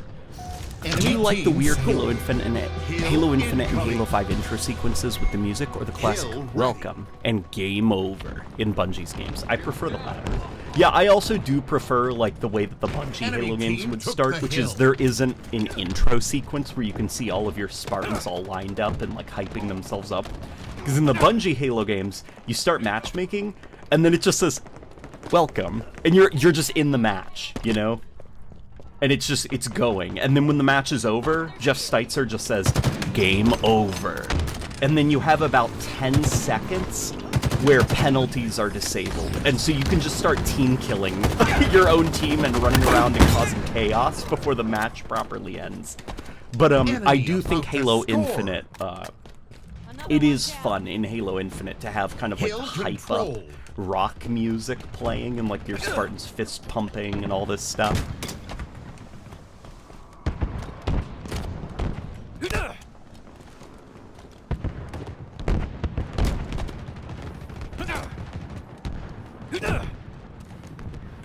Skur Ritual's story for me was kind of meh, but it's a spin-off sequel to their previous game called Made of Skur. Its story isn't anything special, but if anything felt missing, that's probably why. Yeah, I understand that Skur Ritual is like about to score. A spin-off of a previous game, specifically a bad ending from one of their previous games. And it's just, Your team I don't know.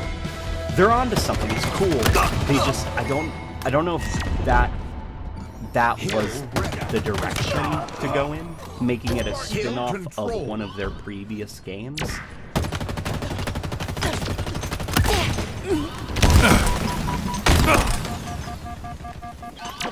Yeah, I don't know. If I were to do a Call of Duty Zombies thing, I would do it a little bit different. They are onto some of the correct things, though. I do notice a lot of small design decisions where it's like, yep, I would have done. You're like, yep, they're Zombies fans. They know what they're doing here.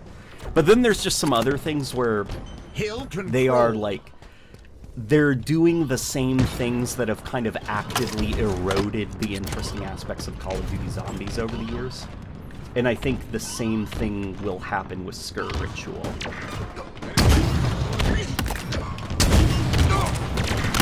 Enemy team took the hill. Double kill. You know, and unfortunately also, I think like the Call of Duty Zombies crowd, at least the very core Call of Duty Zombies crowd, they're a bit like the Halo crowd, I think. Even like some of the classic Halo fans, where it's like, we are very specific about what we want. We want it this way and only this way, and we're very vocal. And sometimes like our ideas aren't the best, you know, about how you make like a widely successful, super popular thing. And so the hardcore Zombies crowd, they want it to be more like Black Ops 3 and Black Ops 4, where it's very, like, they think Easter eggs, that is the core strength of Zombies, and it's like, no, Easter eggs will and always have been a side thing, an extremely side thing, a less than 1% aspect of Zombies. What is fun about Zombies, and what should have been the main focus, is wave defense. And unfortunately, around Black Ops 3 and Black Ops 4, they began getting hyper-fixated on the Easter egg aspect, and now Zombies is where it is. You know, it's not as popular. It's a little bit too complicated for its own good, a little bit too story-focused, and there's no mystery anymore, because it's been so kind of like absorbed and wrapped up into its own story.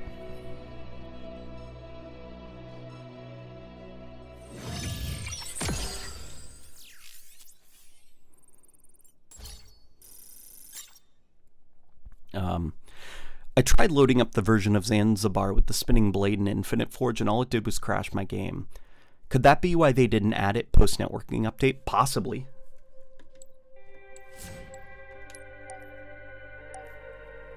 I hear the wife shuffling around in the kitchen, being very cute.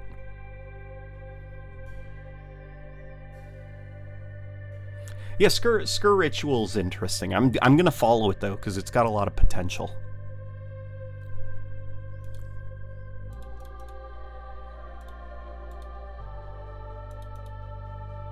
I guess a question I'd have is how different is the actual game compared to the demo? Any thoughts on the Silent Hill 2 remake? I don't think it looks very good. It reminds me of that Alone in the Dark reboot that was released recently, where it's like, yes, we all played Resident Evil 2's remake. Yes, it was very good, but like, just having that hyper-realistic art style and a behind-the-character camera isn't enough, you know? The reason that Resident Evil 2 remake worked is for very different reasons than just the perspective and art style. And a lot of these AAA game developers that are rebooting or remaking their old horror IPs, like, they don't seem to get that.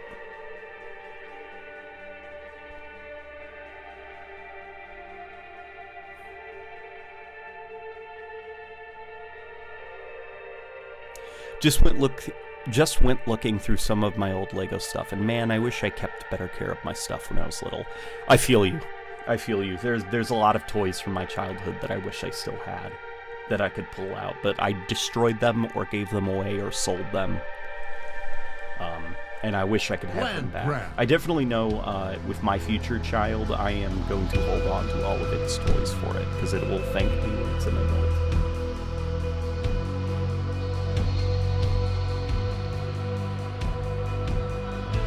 Why is it that every game needs a remaster or a remake? Why can't we just make new original content for the franchises that are actually good?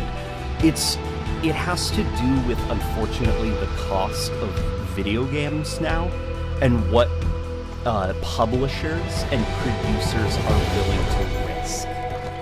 So it's like, you know, games are crazy expensive. For example, like, we have a bit of a baseline, which is so Days Gone, for an example, that, you know, open world zombie game, that thing costed allegedly around $250 million to make. Then we had Spider-Man 2 for the PlayStation 5. That costed around $320 million to make. So, needless to say, games cost more than movies to create. Games are very, very expensive to make. And because they are getting so expensive to create, when they don't do well, the cost of failure is very high. So do you guys remember Sunset Overdrive, that Xbox One exclusive? Thanks to the Sony Insomniac leak, we know how much money in profit that game made. So, like, how much money after, like, they recouped their costs, like, how much money they could take home to the bank. They made, like, $500. Like, that's how much they profited off that game. And it's like, that's crazy. That game was kind of, like, everywhere on the Xbox One. Yeah, and it only made, like, $500-something. That's kind of why, unfortunately, you're seeing a lot of remakes, reboots, remasters. It's because games are getting more expensive to make, which makes it a lot harder for them to make back their budget, so you're seeing less risk, and it's more like either make a sequel or a reboot.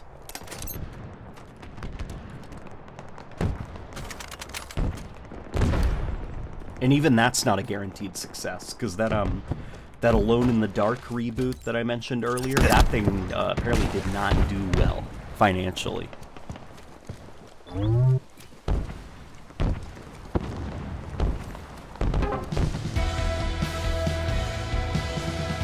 Halo is one of the only IPs that could not feel right to have a reboot. It's kind of why I don't like the Silver Timeline. Yeah, Halo is a franchise that should not have a reboot or a remake. Well, no, a remake is already done. What it needs are good remakes.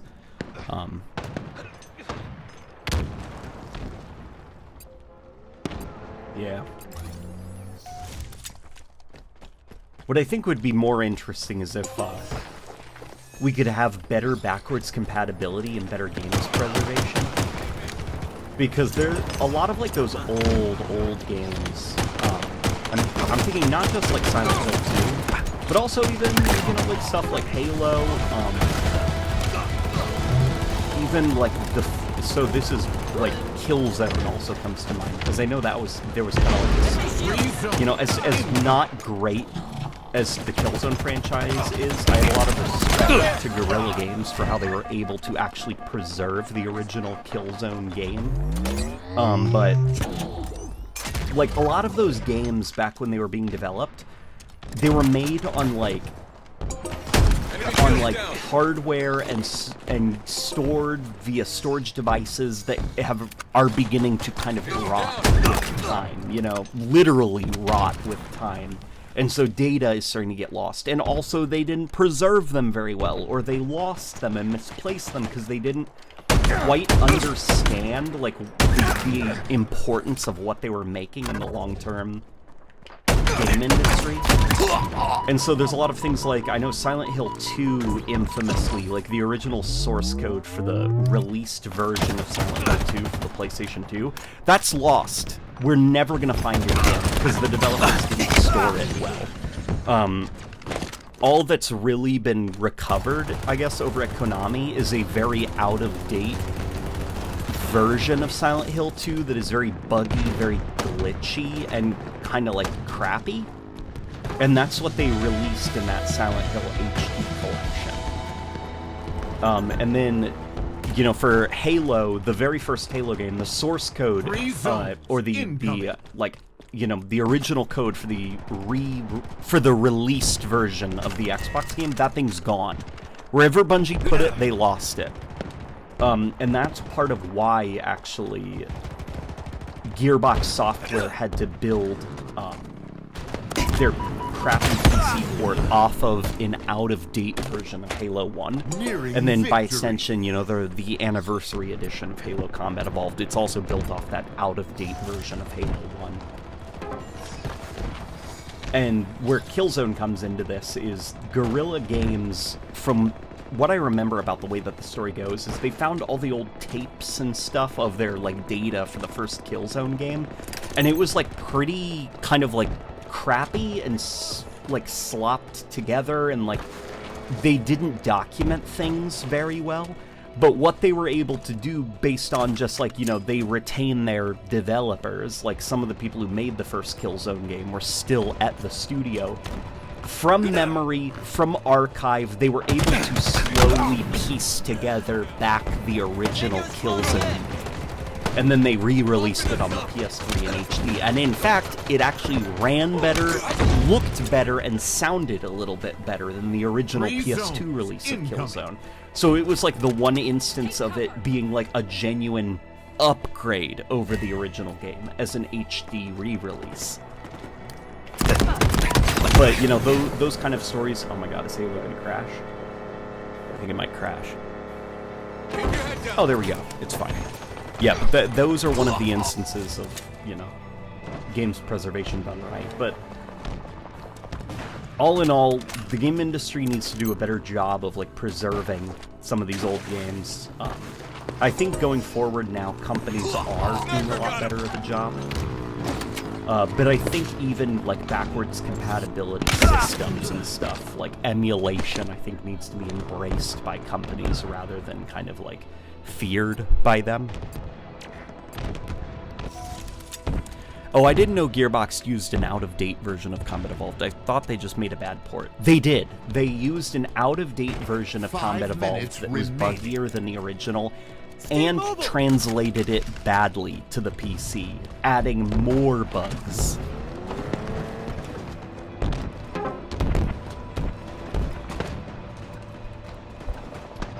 Playing Halo 4 and Playing Fallout 4 and 76 makes me appreciate how great Halo's Forge is. Halo 3, Bungie's first attempt, is leagues better than 76's building mode. Well, they're very different things, aren't they? Like, Halo 3's Forge mode was more about being able to reposition weapons on a map as well as, like, items and debris, and they're very physics-driven, where Fallout, from what I understand, its settlement building mechanic, the physics system is not actually working until you exit the workshop mode, right?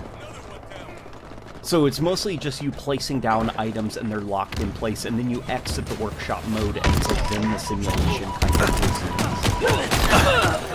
I could be wrong.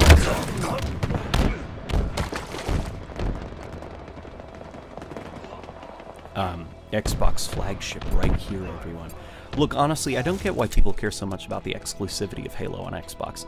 I think if it was cross-platform with PlayStation and putting MCC and Infinite out there would be good for the games. So some of it is definitely just a weird console fanboy tribalism. Incoming. Where it's just like, my box is better than your box. Your box doesn't deserve the game with Master Chief. But I think a more legitimate concern is that, it was raised by, I think it was Jamie Griesmer, like an old Bungie guy, who said that, like, you know, before there was a time when, like, exclusive console games, you could kind of, like, write them off as basically, like, marketing expenses for the console games, and if Halo were to become multi-platform, it would have to genuinely compete financially with other things. Victory! Like, there would be more pressure on Halo to succeed, and 343 already kind of struggles with the Halo franchise in general. So the risk of us not getting Halo games increases if Halo doesn't do well when it goes multi-platform.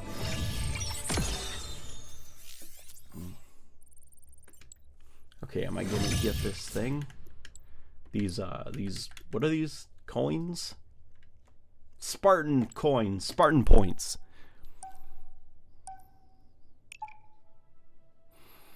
Speaking of game preservation, I found a disc copy of Overwatch 1, and it made me sad since that game was peak in 2016, and now it doesn't exist anymore. Yeah, it's pretty stupid.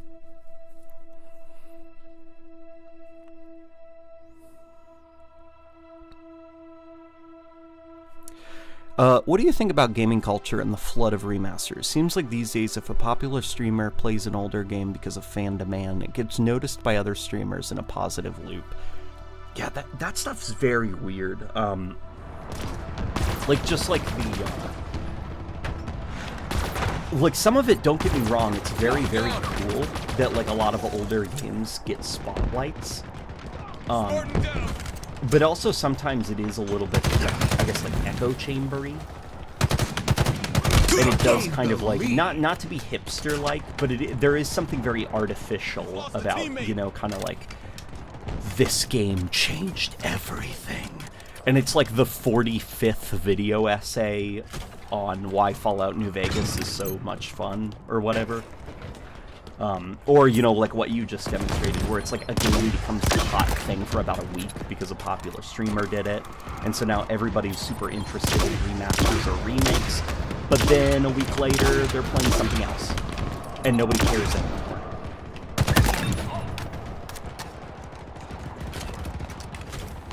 Hey, it's Really Point. Who's Really Point? Lost the lead. Gained the lead. I wonder when Halo CE gets a remaster. Any ideas when? Probably not in the next 10 years. I don't think we'd get one in the next 10 years. I don't think that there's a reason to. Also, more importantly, I don't think there's a demand for it.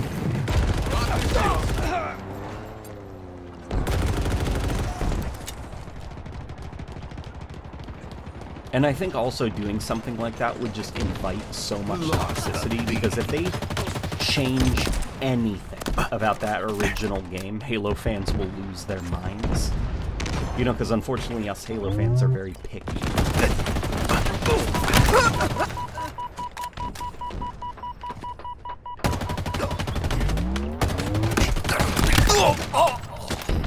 And we've only gotten pickier as time has gone on. Oh, the map, Rally. Yeah, Rally Point from ODST. Isn't that cool? Yeah, it's in matchmaking now. It's in the squad battle playlist. Enemy got a multi-kill.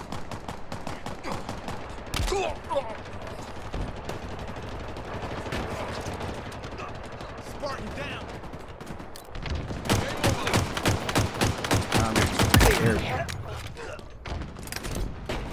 All he had to do was move off the turret. Oh, look, he's stuck floating. Okay. Let's take this with us. Maybe we can do some damage with him. I love this bug. I'm not quite sure what causes it, but if you go up and to the right when you're holding a turret, you actually move a little bit faster than if you just went straight forward. Look, see, I'm moving quicker.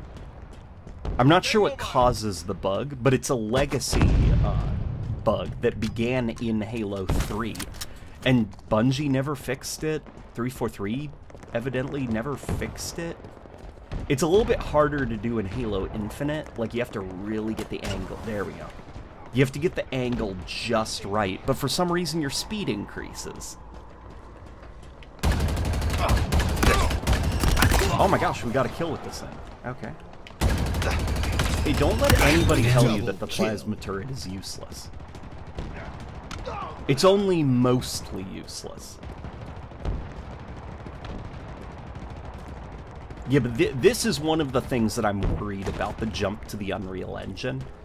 A lot of these legacy quirks of Halo gameplay are just going to be lost because you're in a brand new engine and it doesn't have that legacy code. So, you know, old tricks, old habits from playing the Halo series that you picked up, like, they're just not going to work in the Unreal Engine. Killing spree.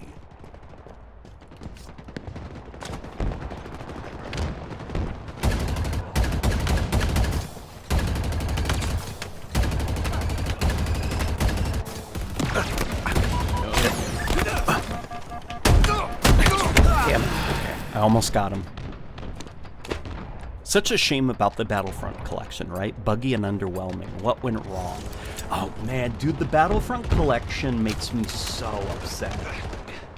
Like, I don't think Battlefront was gonna have a massive revival, like the online. Like, unfortunately, I don't think the Battlefront community is ready for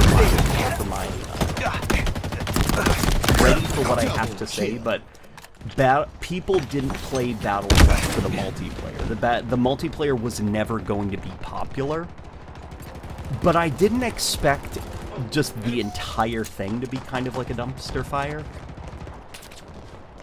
Like, just kind of like the lazy use of AI upscaling across the board to upscale all those textures, and seeing what the AI has done with the textures. Like, Luke Skywalker looks nothing like Mark Hamill. Some of the backgrounds just look so wrong. You know, like, don't get me wrong, like, the skyboxes in the original Battlefront games are very low resolution, but you can see the artistic intent was that they would look hazy and kind of out of focus to hide the fact that they were low resolution. So if they were upscaled, what they should look like is like there is a fog in the distance and that they are just slightly out of focus, like from a camera lens perspective, to kind of give it this cinematic scale. But then the AI upscaler just ultra sharpens it and makes everything look like crap. You know, and then the faces, it doesn't know what Samuel L. Jackson is supposed to look like, so Mace Windu looks hilarious. It doesn't even know what the Rebel Alliance logo looks like. It completely screwed up the Rebel Alliance logo on Luke's helmet on the Hoth map. Yeah. Just bad stuff all around.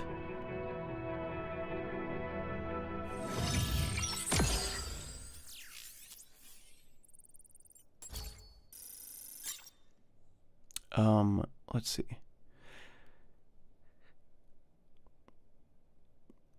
What I really want right now is a good Destiny game. Is a good Destiny game? Is that what that says? Yeah, a good Destiny game. With Destiny 1 art direction. God, me too. Me too. I'd freaking love for that to happen. But I don't think we'll see that for a very long time. Sorry, I hope you like Nimbus and The Witness, because that's Destiny now.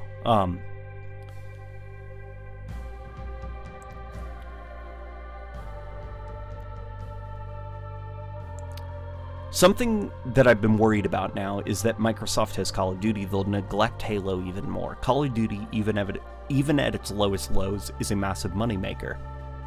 Yeah. The unfortunate reality about the Halo series that I think a lot of us Halo fans don't want to come to terms with is Halo is Microsoft's lowest priority in terms of moneymaker. Like, Microsoft has way, way, way bigger franchises that make more money than Halo. They've got Minecraft. They've got Sea of Thieves. They now have Candy Crush. They now have Call of Duty.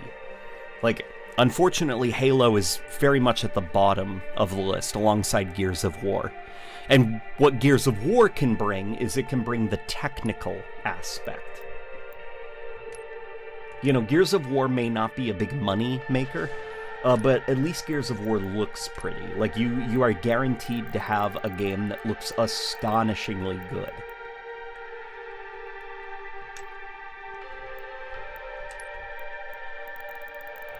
Halo is a lot of fun, but it's not the big juggernaut that it once was. And Microsoft's portfolio is just so varied now.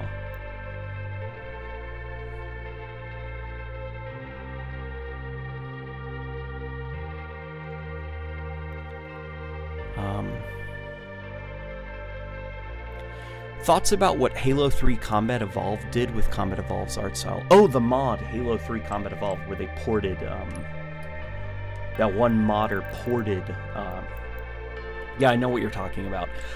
It, you know, it looks cool, but I don't think it quite looks right. And that's mostly just because, like, Halo 3's engine was designed to look a very specific way, so I just think having the Halo Combat Evolved art style ported into it, it doesn't look quite right. What do you think the new Marathon will be like? Well, I think it's going to be a lot like Apex Legends. Like, it's probably going to have, for gameplay, it's going to have, like, all the hallmarks. You're going to be aiming down the sights, sprinting, sliding. Maybe they'll have leaning. And then there will be enemies that you fight. The enemies I'm anticipating to be a little bit brainless. There'll be other players. You've just got to get loot, and then you've got to get to the extraction point. And it'll probably be like a massive facility that you're in, and it'll probably be randomly generated each time that you load into the map. The characters I'm anticipating will be the worst aspect of the game. They'll probably be very like, think like Nimbus, but now everybody is Nimbus. Like, probably very ugly designs, very annoying voices, very kind of just not funny. And I'm anticipating that it's going to be kind of like what modern Destiny has turned into, where it's going to be less about an interesting world, and it's going to be more focused on just characters and interpersonal character drama, with characters that aren't that interesting. That's what I'm expecting from the new Marathon, to put it bluntly. I'm not expecting a lot of good things. Enemy flag returned.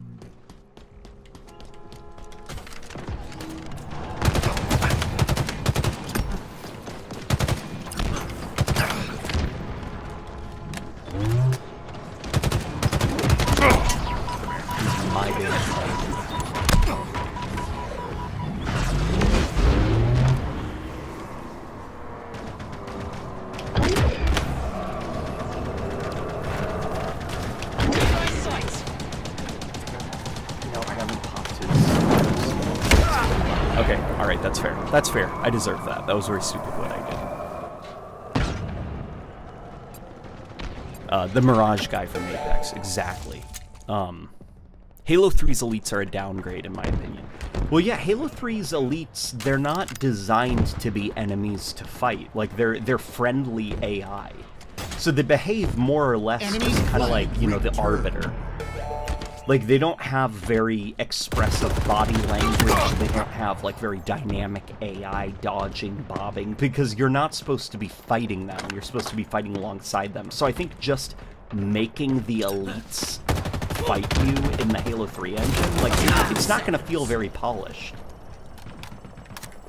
Like, honestly, as goofy and kind of sacrilegious as it sounds, Halo 3 Combat Evolves mod, they should have just kept the brutes as the main enemies, because the brutes of Halo 3 were designed to be fought against.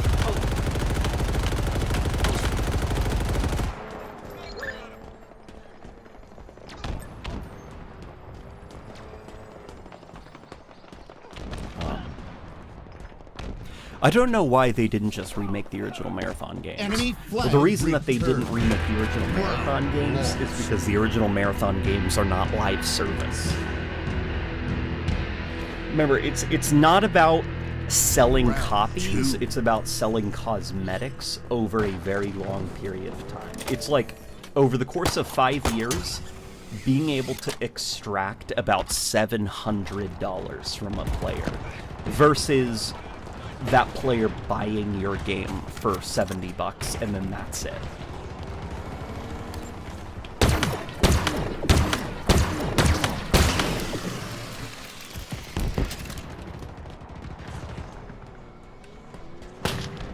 What's your pitch for a new Star Wars? Pitch? My pitch for a new Star Wars game is you are the owner of the cantina.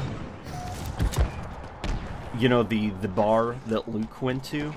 Or better yet, you own Dexter Jet's, remember the 1950s diner in Attack of the Clones with the big guy with 4 arms? Who's like, Obi-Wan! You know, and he gave him a hug, and you could see his butt crack, and he, like, lifted up his pants. Like, that guy, you work in his diner, and you have to serve customers, and you have to make a variety of different foods and dishes, and maintain the business, and you don't go out. That guy. Yeah, that would be my pitch for a Star Wars game. Is where you have to work at that guy's diner and you have to make it profitable. And, like, you know, based on the seasons or the events of the movies, like, eventually the Empire takes over, and so you have, like, stormtroopers coming in on their lunch break, and nobody wants to go to your diner because there's stormtroopers there, so you have to, like, figure out how to bring customers back, maybe alienate the stormtroopers, but you don't want your diner shut down for, you know, being, like, you know, against the Empire, so you've got to make the food stinky to get the stormtroopers away, like... You know, and then eventually the stormtroopers are gone, and now you've got to deal with, like, the First Order, and maybe Kylo Ren comes into your, like, diner. Like, you're running this diner throughout the entire Star Wars saga, and you've got to find a way to keep it open. And you got to pay the bills. Yeah, that would be my Star Wars game. Another Star Wars game would be pitched around, you have to set up an Ewok village. And, you know, like, some of the Ewoks, they have to go be the foragers, some of the Ewoks, they have to be the builders, and you have like, a little meter, and you can see how happy your little Ewok village is, and you gotta make sure the happiness meter, like, stays high. You know, and you've got to grow your Ewok village to be very, very big and very, very happy.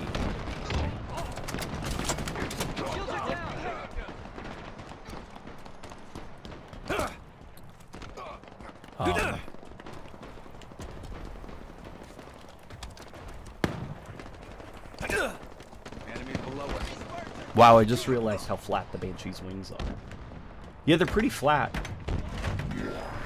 What is going on? Enemy captured your flag. Round lost. Have you heard any insight as to why aerial enemies like drones were scrapped in place of skimmers? Yeah, it's basically, from what I understand, it was, like, not really based on the drones, it was actually based on the Watcher enemy.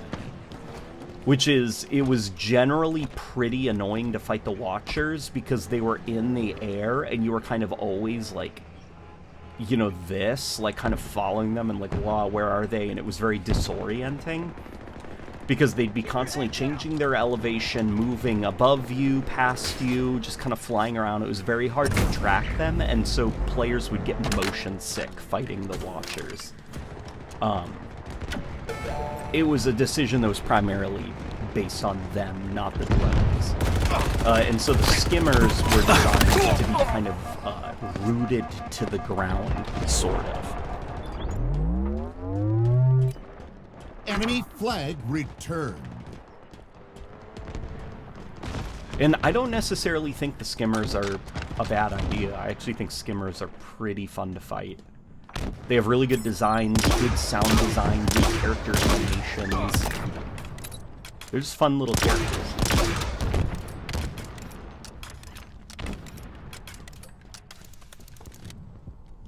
Enemy Spartans are closing in.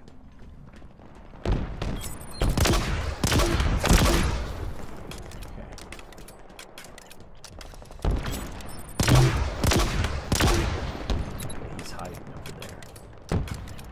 I could chase after him, but I'm not going to. I think there's a vehicle coming. I think I saw a Warthog's headlight.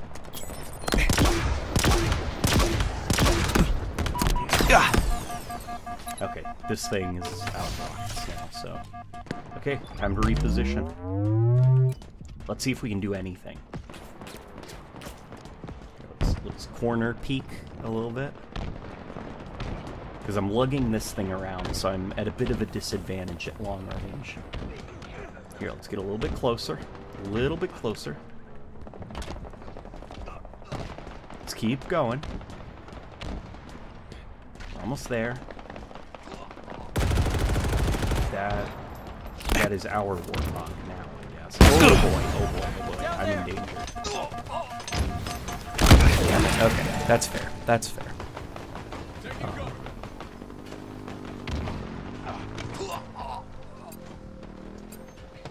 Hey LNG, what is your opinion on modern Halo? Like how developers are handling everything in the overall state of the franchise? Oh well, I think you know my answer. I think there's room for improvement. Enemy flag returned. 1 minute remaining. But I do hope that the next Halo game is a success. And I am excited about the next Halo game, because now that Rebecca understands Halo and is into Halo, whatever the next Halo game is going to be, it's going to be the first Halo game that like my wife and I stay up really late playing when it releases. So I'm excited about that. Kind of like how when Tears of the Kingdom, the new Zelda game 30 released, seconds remaining. she stayed up pretty damn late playing that version. In fact, there might be a new Zelda game releasing soon, according to some leaks. At least one is in development, and there's possibly even a remaster that Nintendo might be releasing soon. 10 seconds. Which, that's exciting.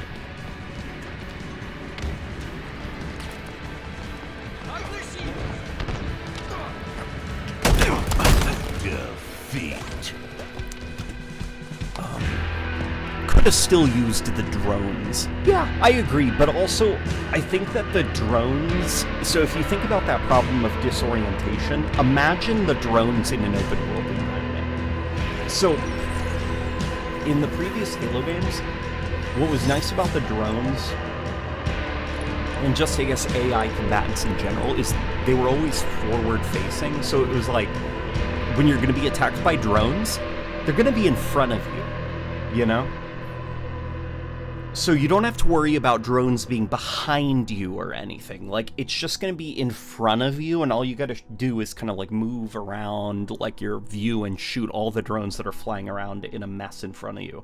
In Halo Infinite, though, could you imagine being in the center of a banished camp, and there's 12 to 15 drones in a 360 swarm around you, and you're just kind of, like, spinning and rotating and trying to shoot them all?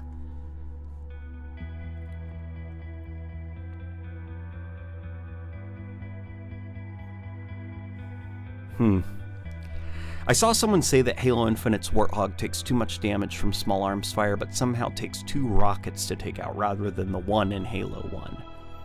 I echo this thought with the Banshee. Yeah, the vehicle balancing in Halo Infinite, I think, is all sorts of wonky.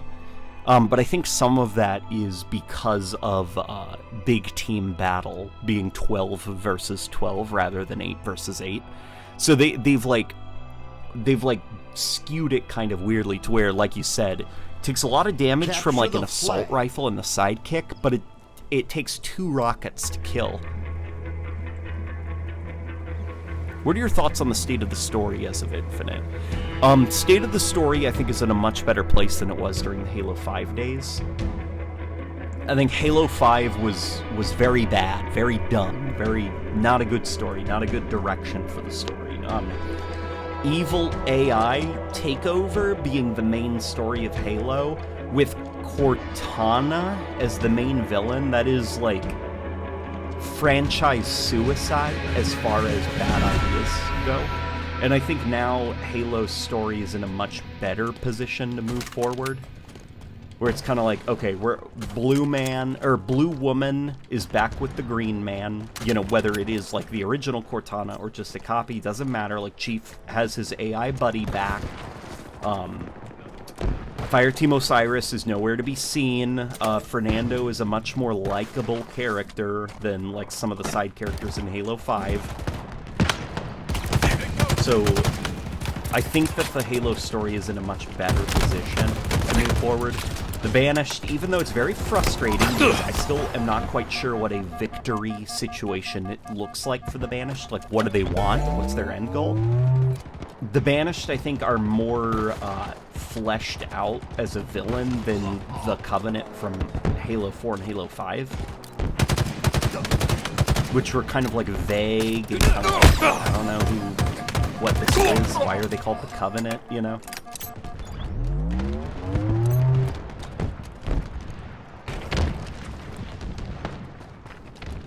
The Endless, I think, are the only ones that have potential to be the weak link. But if 343 plays their cards right and does them interestingly, then the Endless could win. Just what they Halo really needs to stop doing is exploring the Forerunners' history, because the Forerunners are easily the least interesting part of the Halo franchise. As in, like, being the driving factor of the story. The Forerunners artifacts are a lot of fun, and the Flood stuff is a lot of fun, but, like, the great lie of the Forerunners, and the Didact has returned, and what about the Mantle of... like, all of that stuff is the weakest aspect of the Halo franchise, and it's not nearly cool enough to drive the story, you know? So they need to stop with that Forerunner Didact mantle of responsibility of reclaimers, of gene songs, of librarians. Like, they need to stop all of that stuff, and they need to focus Halo kind of on, like, current events, not, like, lore from a trilogy of books that released over a decade ago that no one read. Like, Halo is a lot more fun when it's focused on the here and now as its story. Sniper is ours.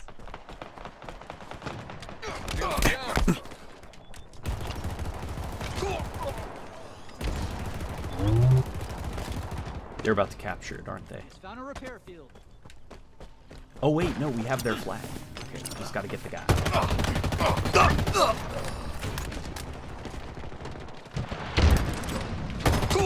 Okay, let's get their flag.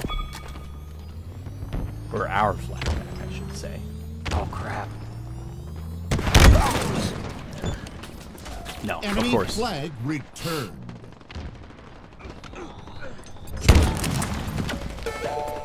What if Halo introduces a new Alien Empire faction from off in the deepest parts of space? Just a completely new threat, even more alien than Enemy the Covenant. flag Well, I hope that returned. that's what the Endless Enemy turns captured into. your flag. Like, what I really hope is that the Endless are like very fleshed out and have a very fleshed out society, aesthetic, their own ships, their own fleets, like their own kind of like views on the world, and that the Endless are interesting enough that they can kind of be, you know, the main faction going forward. You can have the elites and the grunts and everything serving the Endless, but like, it can't just be... Think of, like, the Harbinger in Halo Infinite, where the Harbinger, she didn't seem to be able to do a lot.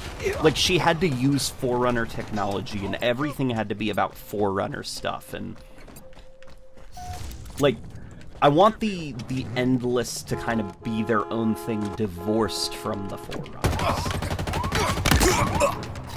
Like, I really hope that it's not just like a kind of like, they need to kickstart the Reclamation, or the Reformation, or the this, or the that, and they need to do the mantle of responsibility. Like, I'm so tired of that stuff in Halo. Like, let's just focus on the Endless as a faction. What makes them tick?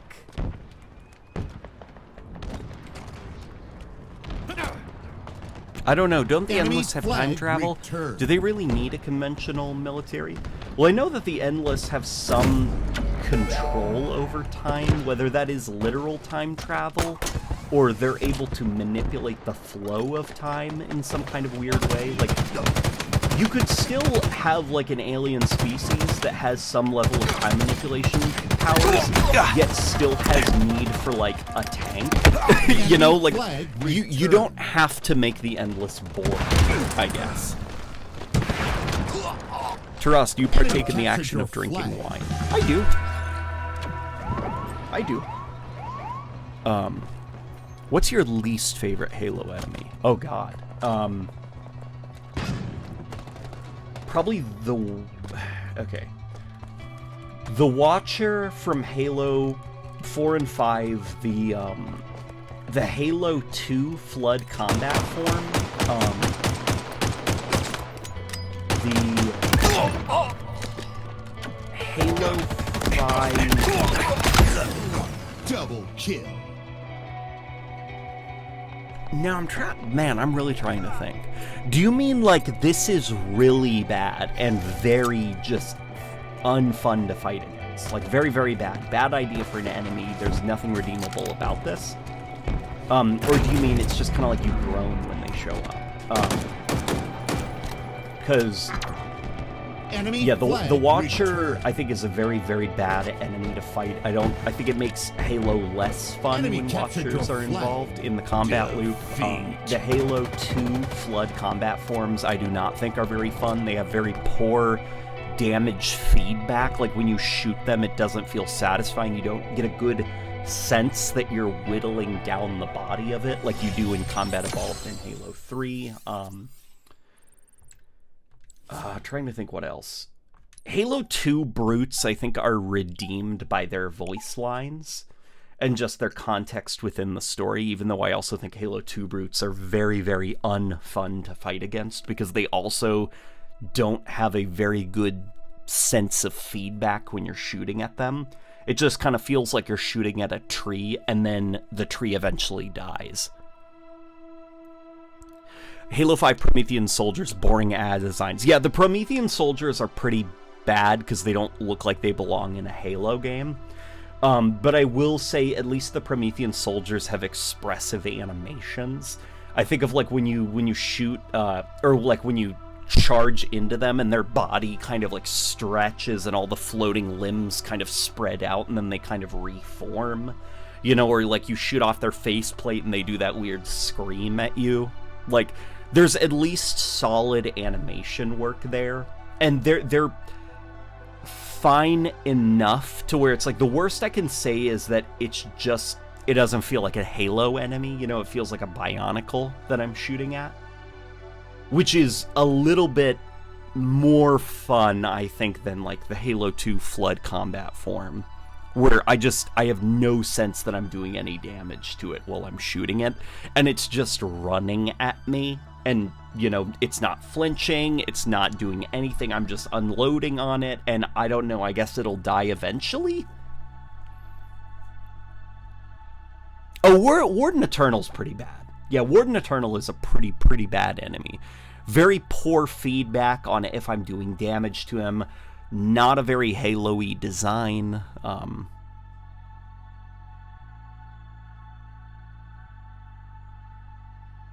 Yeah, Promethean Watchers, not very fun to fight at all. The Knight in Halo 5 actually is... It's still, like, not a very good design for a Halo enemy, because it doesn't look like it's from Halo. But it is...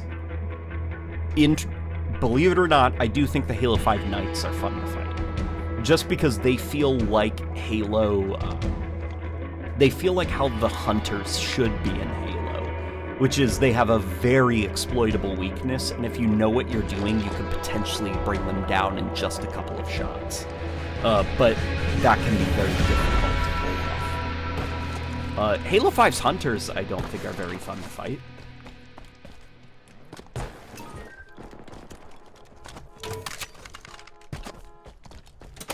We'll see Pigpen.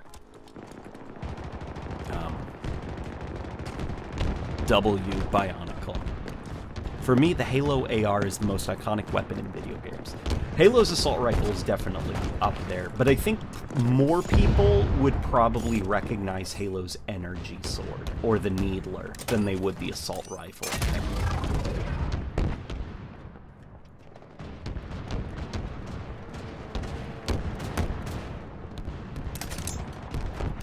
That's just my opinion.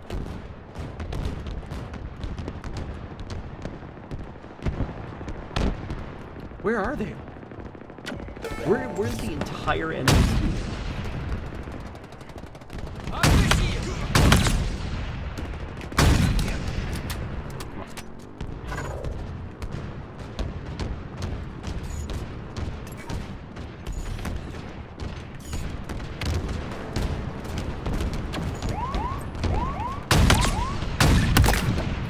No, I wasted most of this thing's ammo, unfortunately.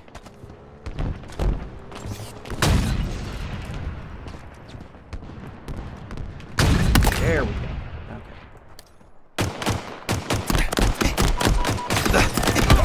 Okay. Kind of off topic, but how much longer do you think Infinite is going to get supported? I think it's obvious it's on its last legs. I think 2024 is the last year of support. Yeah, I'm with you. I think what'll eventually happen is it's probably got a handful of updates left before they just stop patching the game. And all support will be via playlist changes. Enemies below us.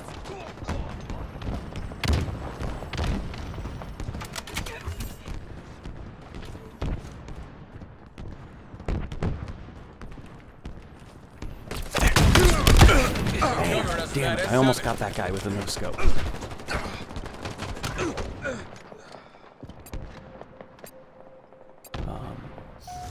I prefer Bungie Hunters. Yeah, me too. I think Hunters are not supposed to be boss fights. Hunters are supposed to be just a heavy unit. Like, Hunters are supposed to be comparable to the Grunts, Elites, Jackals. They are supposed to be the heavy unit. So you can sprinkle them around maps, you can fight them during levels as a heavier unit. They're not supposed to be a big boss fight, in my opinion at least.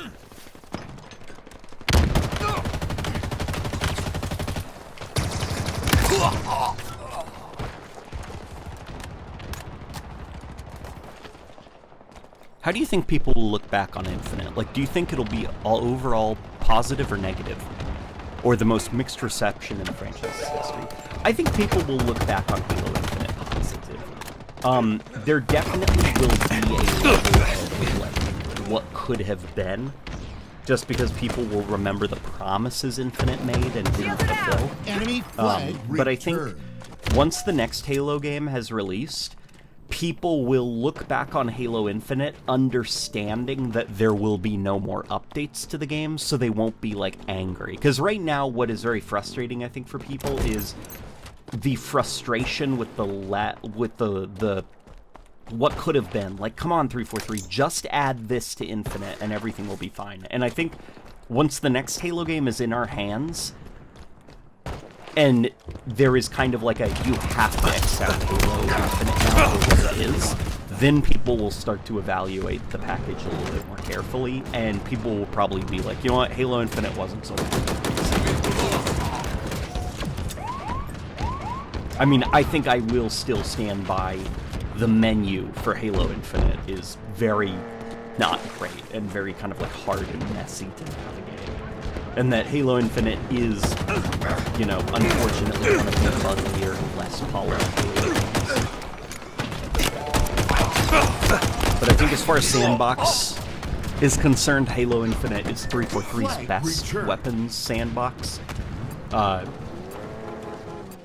Vehicle sandbox, maybe not. I think Halo 4 might be their most polished vehicle sandbox. Or even Halo 5, you know. Enemy flag returned. 10-year journey is going to be the thesis statement for future Halo Infinite retrospectives. Yeah. And not even like Halo Infinite retrospectives. Like, I feel like 10-year journey needs to be some kind of like a warning sign. It's almost like, you know how there's like warning sign? There's like, you can read online about like, when you're in an abusive relationship, this is usually what your abuser will say. Like there's ways to identify that. Like, so far, every single game that is promised to be a 10-year journey has not been a 10-year journey. Or has been like the most awkward, frustrating, like angering. It's just, it's one of those things now where it's like, stop saying that you're going to be a 10-year journey. And if I remember right, Sean Murray actually, Hello Games, like even though, you know, No Man's Sky is a pretty damn good game right now, I think Sean Murray opened his next big game with, this'll be the start of a 10-year journey for us. And it's like, stop it. Like, games industry, stop promising that your game will be a 10-year journey. Like, stop it. Really. That is not exciting anymore. That's usually the, like, the early warning signs for a game. It's a threat if you say that you're going to be a 10-year journey.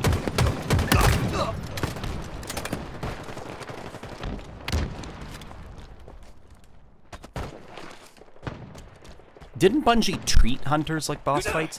You would almost always fight them alone. 5 minutes remain. No, you usually fought hunters with other people. Hunters would usually have grand entrances, but they were never boss fights. You took them down relatively easily. In fact, Truth and Reconciliation, that mission has how many hunter encounters? 1, 2, 3 hunter encounters in a single mission. Or not Truth and Reconciliation, that's not what I'm thinking of. I'm thinking of, well actually Truth and Reconciliation might actually have 3 hunter encounters. I'm also thinking of Silent Cartographer. Like, you usually got like a grand entrance for them, sometimes, but they weren't like boss fights where the level ground to a halt as you took them down, you know? Another one down. Enemy flag returned. I don't really want to take them down easy, though. Well, here's the way I'd put it. If you're good at taking them down, they should go down easy, right? Like, if you're good at the game, then the game should be something that you can do actions quickly, right? You don't want the game artificially throttling you and slowing you down constantly, right? If you're good at it.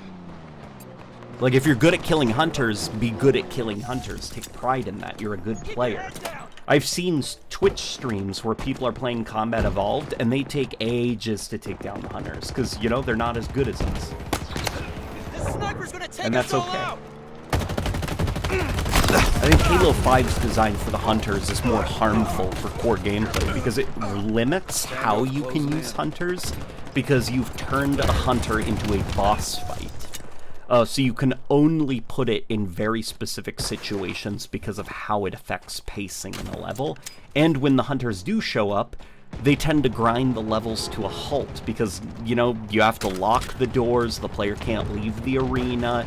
These two big chunky things have a ton of health that you have to whittle down, and they never show you their backs because they have to be a big boss fight, and it just takes forever to kill them. The pacing of the level is kind of broken, and you can't have, like, other dynamic AI also being really interesting and really interactive. Like, the hunters have to be kind of contained to this little arena that they can't leave, because now they are, you know, capital B boss fights.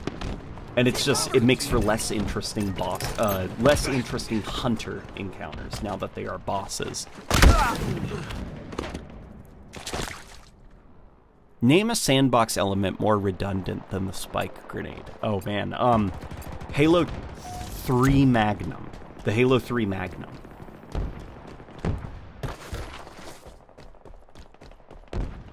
Will we see anything Halo at the Xbox showcase? Personally, I don't think we will. We've been burnt before. Also, do you think 7 will have coatings, LOL? 7 will probably have coatings, but we'll probably have more control over the coatings this time around. Like, probably primary and secondary colors for the coatings. And I'm not betting on us seeing anything Halo at the showcase. That's just my opinion. I hope I'm wrong, but there's no reason to expect anything Halo.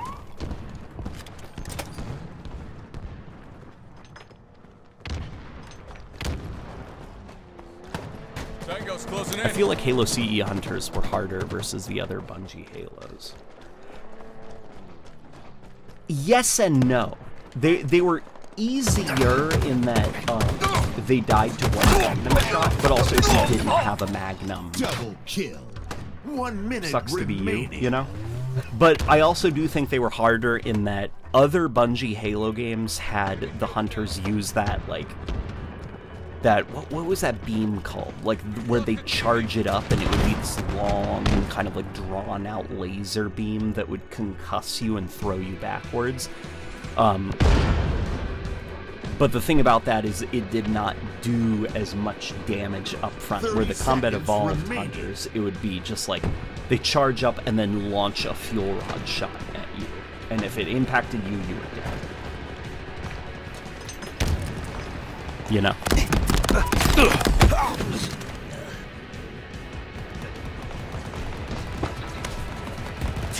Maybe the normal blue hunters could act like the Bungie hunters, and tougher red banished hunters could act more like Infinite, where they're treated more like bosses. That's a good idea. That's actually a great idea. That's a pretty damn good middle ground, dude.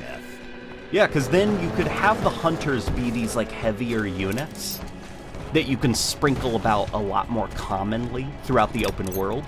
But then, you know, if you do need kind of like a big event, you could have the red hunters be the more boss-like ones.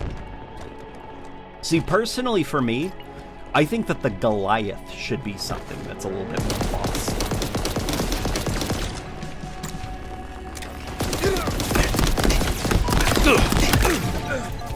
Hey, it's Mr. Nowhere, my favorite streamer. Oh no, am I that now? I'm a streamer? It's good to see you, Mr. Nowhere. How you doing, buddy? Thank you for the $50, by the way. Hopefully things are going well, Mr. Nowhere. It's good to see you, as always. Currently talking about the next Halo. We're talking about hunters, like their place in the combat loop.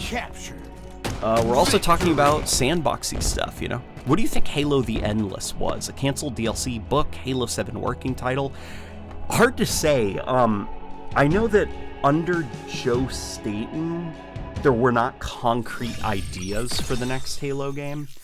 It was still just kind of like talking about maybe we could go in this direction. And one of the ideas that they were thinking of for the next Halo game was one guy that I trust quite a lot just because of where he was, I guess, in the development of Halo Infinite.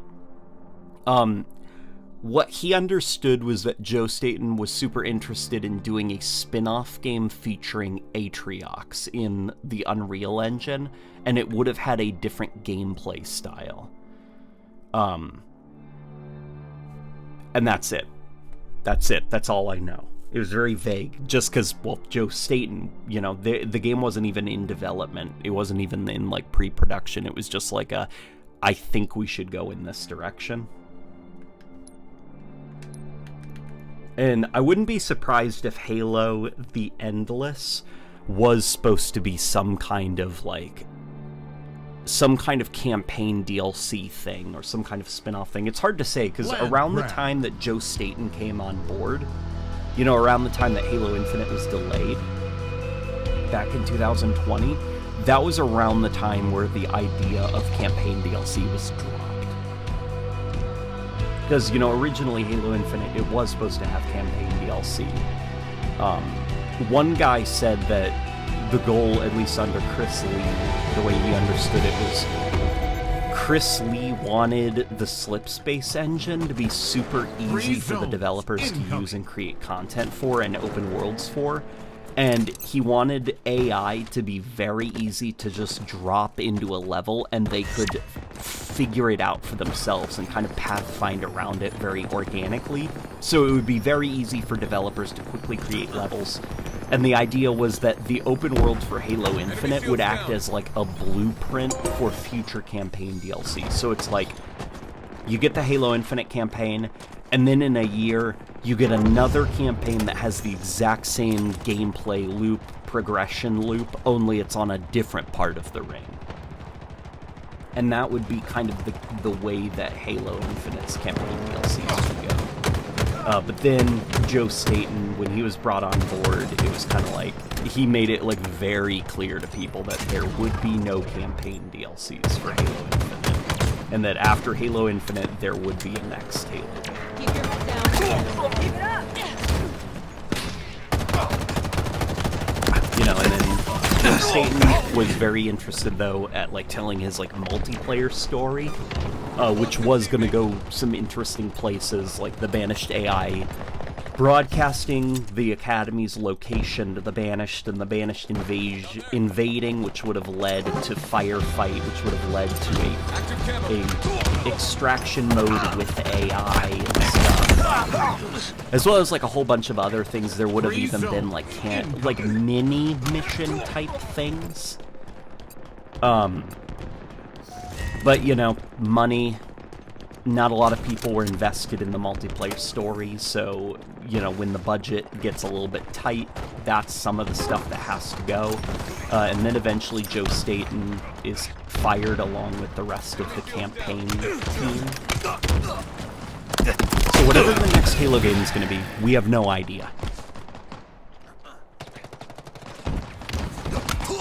Lost a teammate. What's your favorite Halo mod? Oh, favorite Halo mod. So far, I'm really liking Ruby's rebalanced Halo Combat Evolved mod. I'm also liking Halo 2 Uncut quite a bit. There's this one Halo Combat Evolved mod that I played that was excellent. So damn good. Crap, what was it called? It was set in like a canyon. Like it was one level, but it was a gigantic kind of like a canyon that you had to get through. It was really damn cool, and it had a soundtrack that was actually pretty unique. Like, it didn't sound very Halo-y. It was very different. It kind of, crap, what's it called? It was snowy. We've lost a teammate.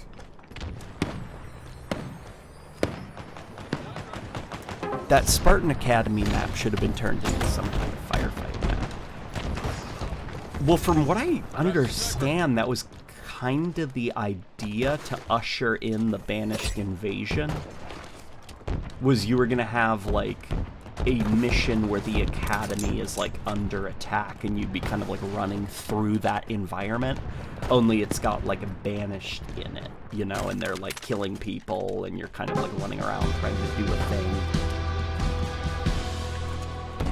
You know, but that's all just potential at this point, unfortunately. And there was even at one point there was going to be we've seen the concept art of it. Oni robots would have been introduced as a Spartan core that you can customize. Because it would be like, Oni shows up and it's like, what's going on? You guys have lost control of the situation. The Spanish AI is a real problem. It's broadcasting your location. And so you get kind of like reinforced with like Oni drones. And then, you know, that would have led into like your own Spartan Core where you could customize your own one. Because Joe Staten apparently was like really interested in the idea of playing as a robot. Like he thought that would be really cool. Hello?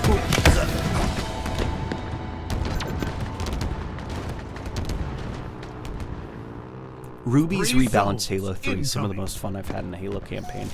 Did Ruby even rebalance Halo 3? Or is this like a fan's assumption of what Ruby would have done?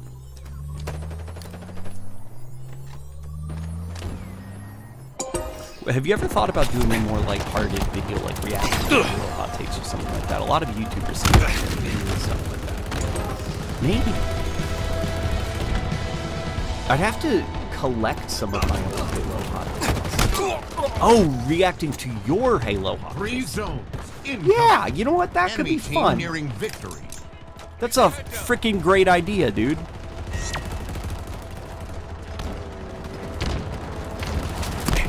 Yeah, you know what? I'm gonna do that. We've lost the team. Dude, thank you for suggesting that. That is a good idea. I wish we could get more games set during the Human Covenant War. I'm sure that's not an original opinion, says Mr. Nowhere. Yeah, I wish that we could also get some spin-off stuff, like kind of like a palate cleanser, you know? You know what I really miss in Halo? I miss the Prophets. Not that, like, the Prophets should come back as the big bad. It's like we're past the Prophets now. But I'd love, like, a little Halo game set during the Human Covenant War that has, like, you know, the big three, the Prophets, Truth, Mercy, and Regret as villains again. Like, that would be a lot of fun. Defeat. I just miss them. I'm not sure if, like, anybody else could, like, do them interesting. But I think they're fun enough that I think anybody could probably pick them up and kind of get a good cadence for the kind of cheese and hamminess that you've got to do when you're working with a Covenant Prophet. I don't know, just Halo, I miss having cheesy villains. Because I think I talked on the last stream, I suspect... Or, not suspect, I definitely understand now. Back when the Academy story started, you know the little Tiki guy? The little angry brute AI? That guy is very much a Joe Staten Halo character, and we haven't seen something like that in a while. Oof. Because ever since 343 took over Halo, Halo has taken itself very seriously, extremely seriously. Like, you don't have a lot of comedy in Halo anymore. Like, you have jokes that are said, but you don't get, like, situational comedy or characters that are just kind of hammy. Like, the Warden Eternal is probably the closest in the 343 games to being, like, a hammy character. But even that, they took the Warden Eternal way too seriously. And the Didact was extremely self-serious. Like, Halo 4 is like a game with absolutely no humor to it. Where if you think of like the Bungie Halo games, like Combat Evolved has a cutscene where Master Chief teleports into a room and he looks around and then realizes he's upside down and falls on his face, and then the camera has to like rotate. You know, like, that's the kind of humor that Joe Staten really liked in Halo. And then, you know, Halo 2 is, like, very, very funny. You know, you've got, like, the little monitor that is, like, you know, like, the ring is ready to fire on command, and then, like, don't fire until my sermon is complete! And you've got, like, this prophet in the background who's just being a complete idiot, and he's just, like, babbling about, like, religious stuff. Like, Halo used to be, like, very funny, and its characters were very silly. And I think there was a bit of a whiplash when we were introduced to this banished AI, because it was like, oh, humor! It's been ages since I've seen that in Halo. The monitor in Infinite was pretty funny, in my opinion. he was pretty funny. Could have been pushed a little bit further, but he was pretty good. Actually, speaking of that monitor, they should find a way to add him into Infinite's firefight as a boss. Yeah, they definitely should. I do know that, so that monitor, specifically that Sentinel, you know, like the big Sentinel body he gets into, that thing was originally just an enemy type that was in the open world. And it was, I forgot the name of it, it was like Heavy Sentinel or something like that. But it had pathfinding issues in the open world. Something about like the geometry, like slopes it really struggled with, and trees. And so they had to kind of contain it to boss arenas. Just because it was too much. It wasn't working in the open world. It was getting stuck on things, and it was just not working. So they repurposed it into a story-related boss fight.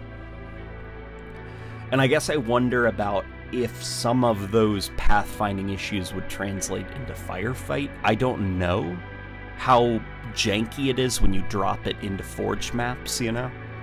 Because I know it's currently in Forge.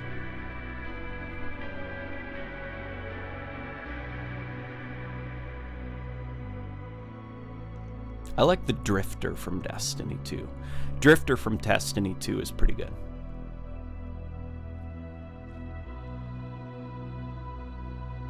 So it was like a jacked up Sentinel Enforcer. Sort of like that. It didn't fly in the air. It was bolted to the ground. Like it was an invisible, it had invisible legs, I guess is the best way to describe it. Kind of like the skimmers do, how they have invisible legs. And so that's where a majority of its pathfinding came from, because it acted like a character with legs. It had a lot of trouble kind of getting that gigantic body around corners and navigating through tree lines and, you know, getting caught on like hills and stuff like that.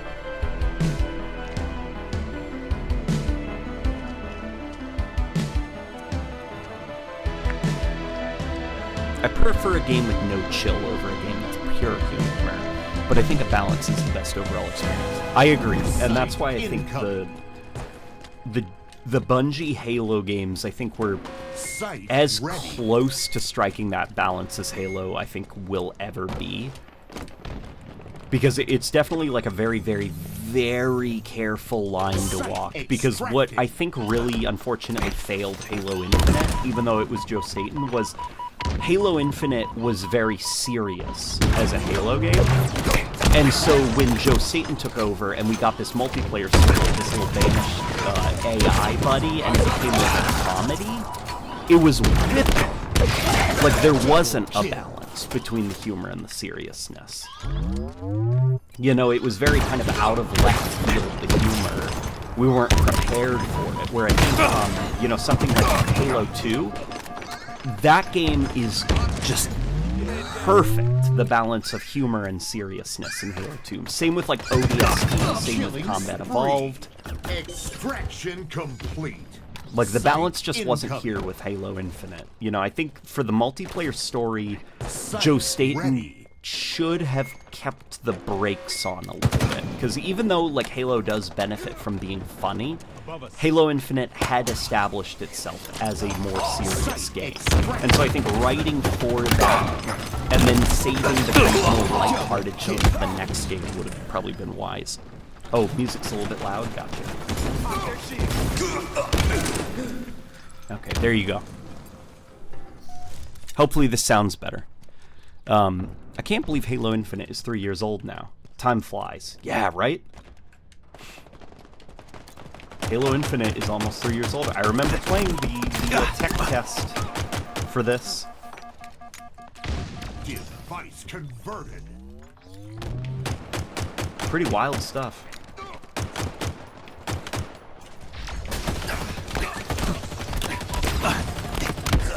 You know what? I don't care if I died, at least that guy wasted his overshield. I think Chief's side of Halo 2 had a lot more humor, while RB's side was mostly serious. Which makes sense, because Green Stormtrooper wasn't sad back then. Yeah. Like, Master Chief was like the source of the comedy in Halo 2. where Arbiter was the source of the drama. And I think that that works the best for the Halo franchise. Like, I know that there's a lot of people that really like exploring Master Chief's humanity. But I think Chief works better when he's just kind of like a badass. Like, that's just who he is. He's just badass. He's stoic. You know, says his one-liners, gets the job done, and the source of the drama and the humanity and stuff comes from another character.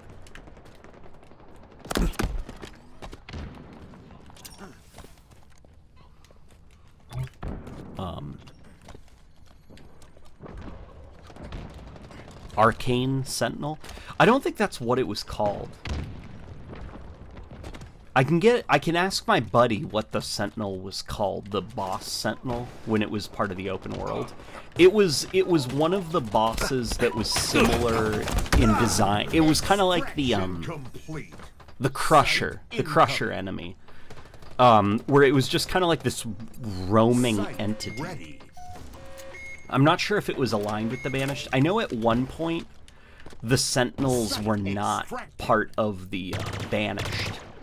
And one of the level designers explained it as he just woke up one day, you know, loaded up, like, their builds of Halo, you know, that they download and then they open up and they work on them and stuff. And he was surprised to find that just overnight the decision was made that, like, now the Banished and the Sentinels were best friends.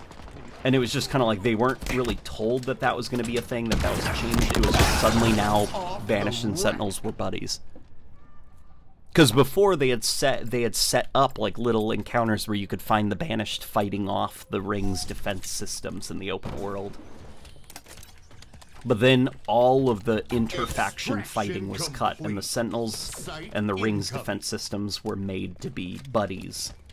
And then the Marines were always kind of like they couldn't exactly get them roaming in the open world naturally. Like, that was always a bit hard and janky, because also the Marines were a very last-minute addition to the game. And when I say last minute, I don't mean last couple of months. You know, because unfortunately with, you know, like, game development, it's not like, and then we decided a month before release to add Marines. It's more like this was decided and baked into the game around the time that we saw, you know, the Craig demo.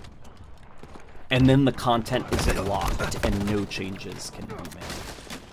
And it was kind of like around a couple months before that when it was finally decided that, okay, Marines were here to stay. Because for the longest time, Marines were actually a little bit touchy. They were kind of come and go. You know, sometimes they were there, then the narrative director would say that he hated Marines and he didn't want them in the game. And then the level designers would argue with him and it would get overridden, and then it would get reversed, and just kind of like, you know, depending on the month, basically, Marines were either in the game or they were cut. And that's why in the final game, the Marines are kind of sectioned off into their own designated parts of the open world, and their AI can't do a whole lot outside of just follow the player.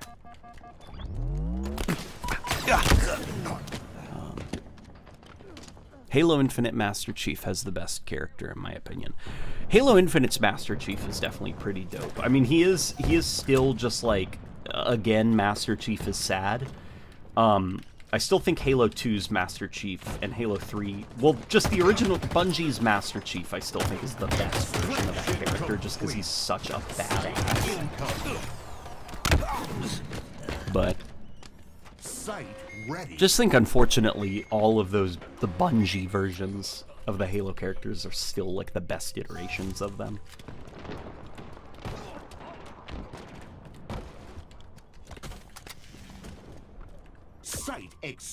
Maybe they were worried Sentinels and Skimmers fighting would be wonky because they were both flying enemies. I don't think it had anything to do with that. It's more about just like the, I guess just the whole system of inter-faction fighting. Just something about that. They decided they didn't want to do that anymore. And so they just cut it as a feature, the concept of like factions fighting each other in the open world. I guess maybe it was like less room for something to go wrong, you know, with like polishing.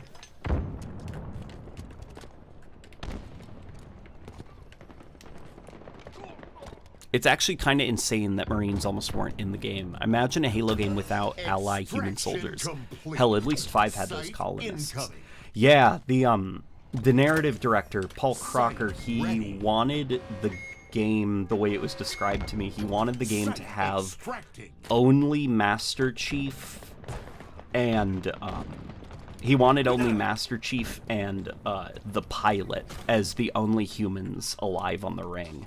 And he wanted it to be a very lonely game. Where, you know, he didn't like Marines. He wanted Chief to be more of like a lonely badass, kind of like Batman, because he, you know, he worked on the Arkham games, so he designed the stories for Batman, and he wanted Chief to be kind of more like Batman, like operating on his own as a lone vigilante, striking the banished from the bushes and the darkness, like using his gadgets and his tools to take down an entire base. Like, that's what he wanted Master Chief to be like.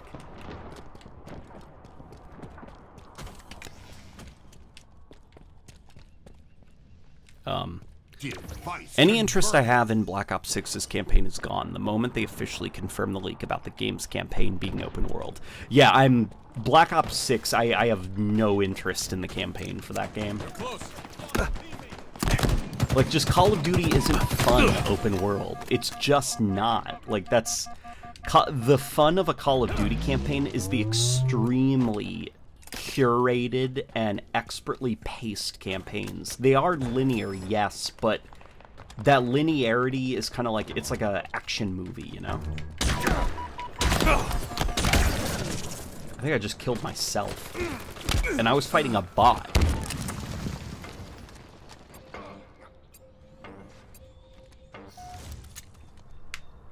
Extraction complete.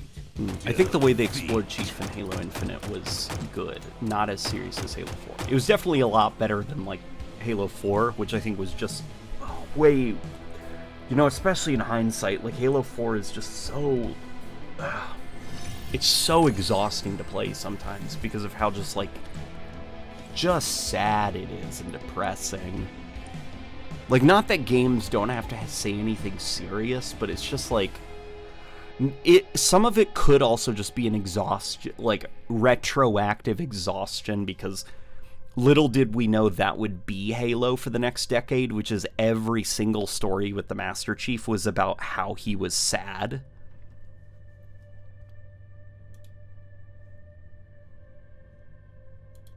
But yeah, definitely Halo 4 is a game that's very hard to revisit, because it's just like, Master Chief's sad, we're breaking down the Master Chief. Master Chief sucks, he's sad, he's, like, stunted, like, it's like, oh my god, get a therapist.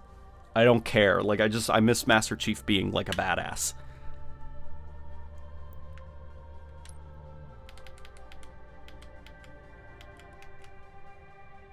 Uh-oh.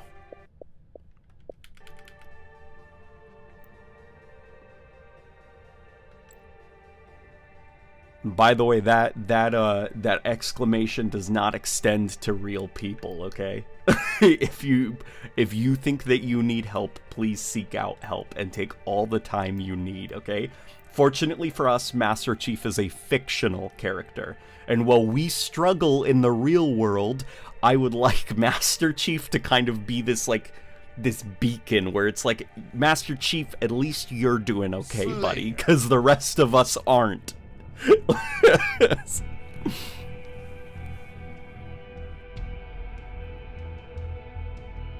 It's almost like 343 wants to make a T-rated Spec Ops The Line with Chief being sad and troubled.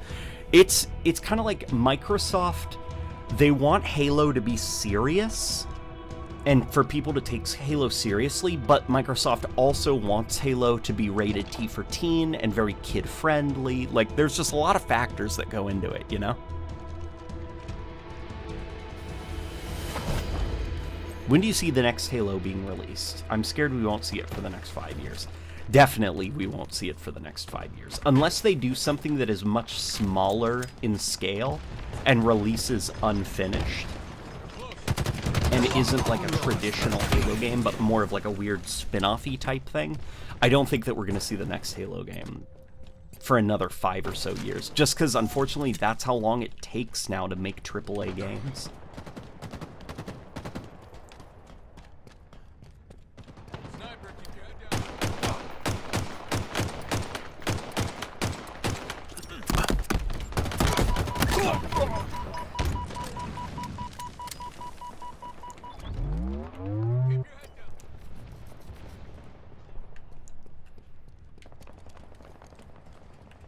Thoughts on Black Ops 6? I'm personally excited for the story, especially since Raven is doing it. I loved Cold War. Well, I think we talked about that already, which is if it is open world, kind of like Modern Warfare 3, like it has those like Warzone-y elements, I don't know if I'm going to be interested in it.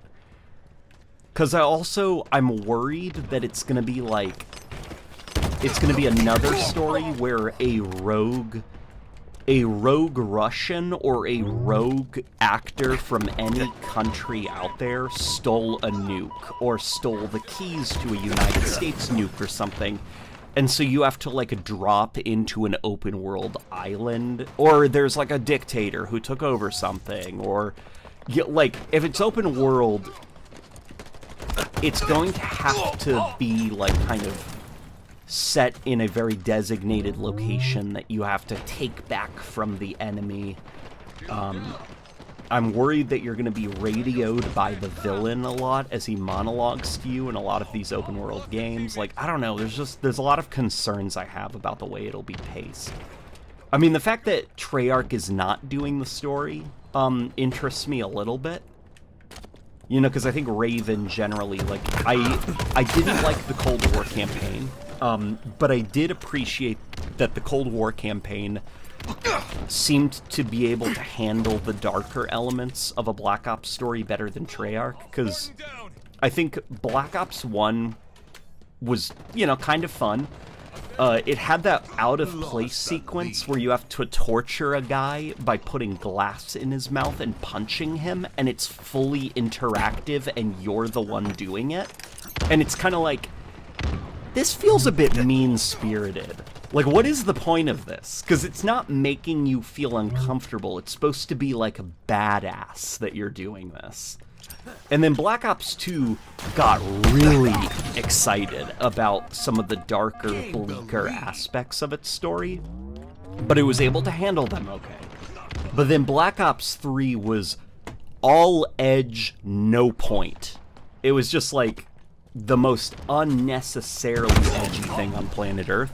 So I am pretty happy now that Treyarch is not handling the stories, because I think they've lost the plot a while ago. Yeah, but I don't know, that open world stuff. Very worried about the open world stuff.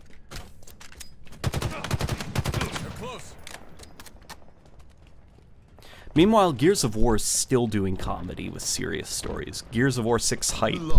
Yeah, I am excited about Gears of War 6. Gears of War 5 ended on a pretty interesting note for the series. And I am very keen on seeing where Gears of War 6 goes. Hopefully it doesn't do the open world thing. If it does, I'm going to be worried, because the best parts of Gears of War 5 were when it was linear.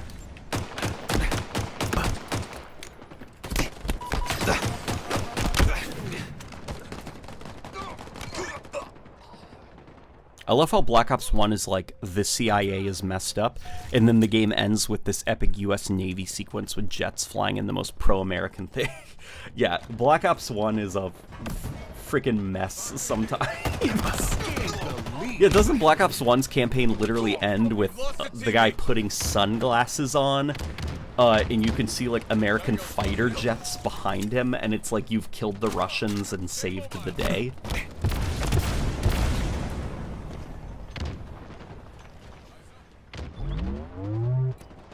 I don't think it's about being a badass, but being a memorable sequence, because when you said glass in mouth, I vividly remember that scene and the others. Well, it's badass because it's interactive. Like, it's not uncomfortable. Like, you can't just have, like, a boring scene where glass is put in someone's mouth and then you punch the guy's face, which will be very painful because there's glass in, you know. You can't do a boring, let's torture a guy with glass in the mouth scene. Like, it's gotta be uncomfortable or badass. And Black Ops definitely made it badass. You know, it's like, freaking awesome. Press X to break the glass and shove it in his mouth. Right trigger, left trigger, you know, so you can punch him. Oh my god.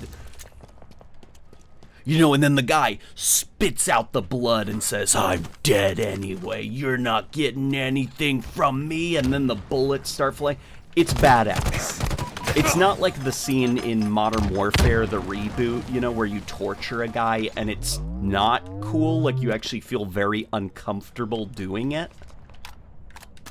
To the point that the game allows you to walk away because it understands some people just, like, don't want to do it. Like, they're going to be very, very uncomfortable doing it. Like, Black Ops, you were cool doing it, punching this guy and torturing him with glass in the mouth.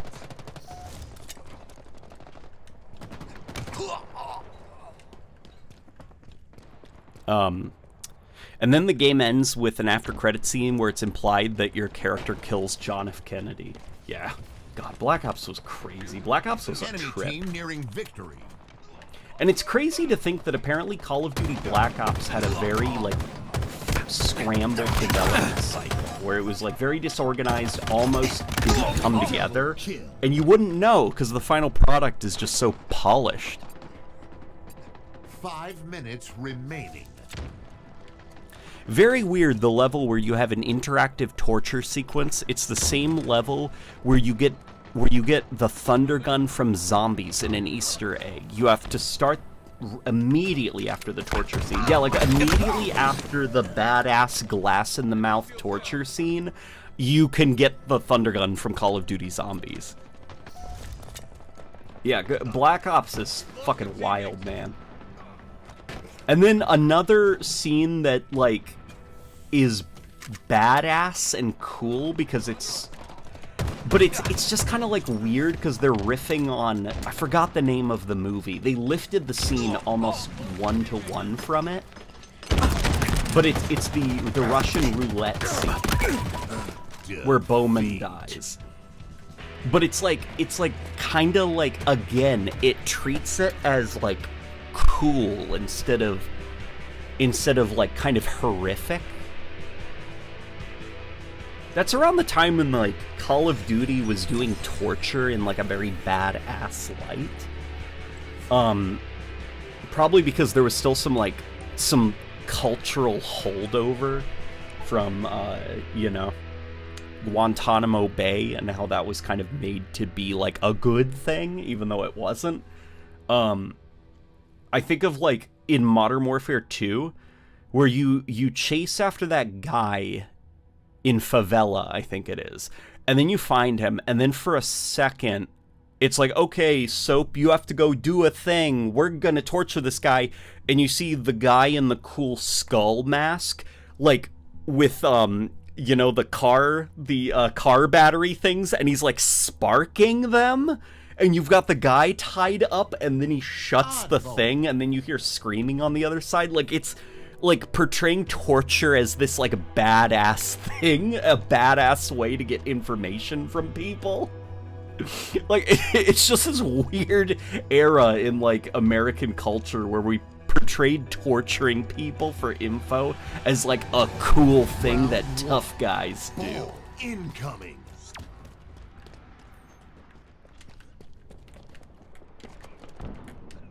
We have the ball. Ball dropped. To be honest, even without the thunder gun, that level is blazing through Kowloon, shooting Russians with dual-wield SMGs. Even without the... Yeah, it's the Easter egg is the thunder gun from Call of Duty Zombies is the least crazy thing about that Kowloon mission. Oh man, Rebecca and I watched a video about Kowloon. She has, like, a deep fascination with Kowloon. Gained the lead. And, you know, she approached me with, like, did you know about Kowloon? It's this blah blah blah blah blah, because we sometimes info dump our special interests to each other. And I was deeply embarrassed to tell her, oh, Kowloon, I know that. That's a mission in Call of Duty. Like, she understood it for the historical place that it was, and I just knew it as, that's the level where you have the 2 SMGs and you're sliding down a roof.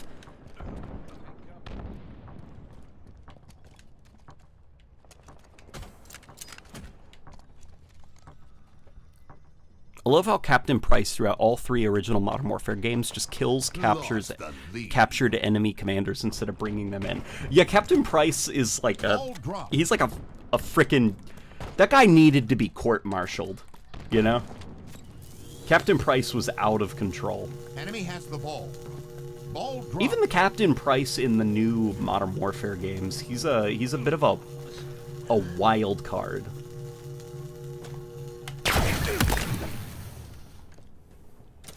Enemy Like, has the ball. doesn't he say in, like, I'm paraphrasing, but in the Modern Warfare reboot, doesn't he say something along the lines of, like, we can do illegal things as long as we think we're keeping the world safe?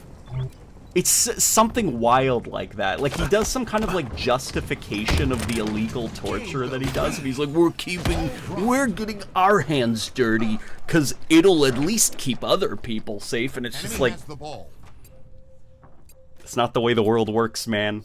There's a reason there are rules of war that have to be followed, because atrocities have been committed in the real world by people who thought they were getting their hands dirty to keep the world clean, when in reality they were just committing war crimes and hurting people. Enemy team nearing victory. The chain of command should be respected. Ball dropped. Ball incoming. Enemy has the ball.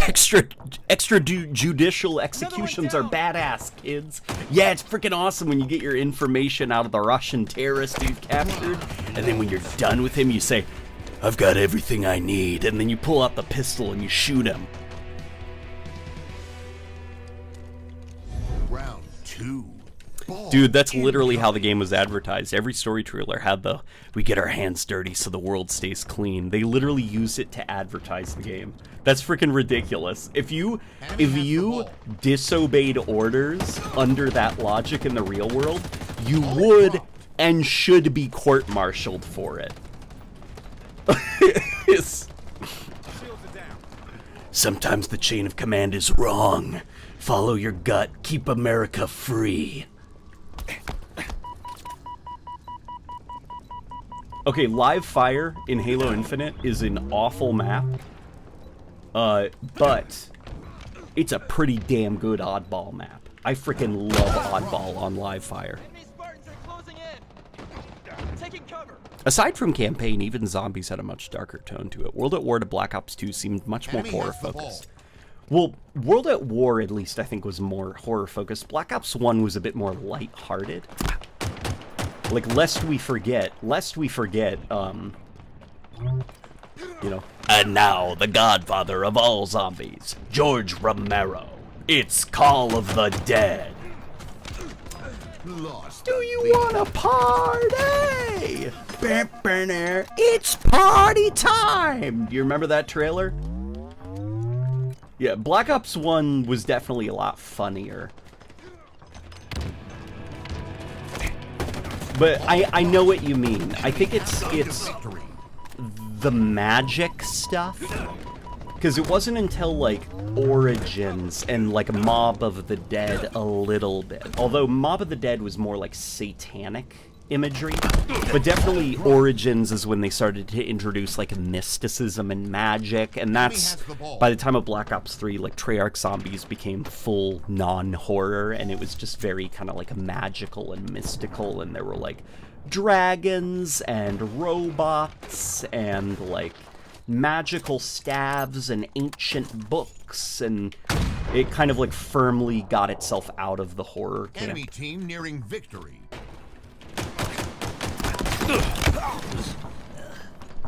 Ball dropped. Ball incoming.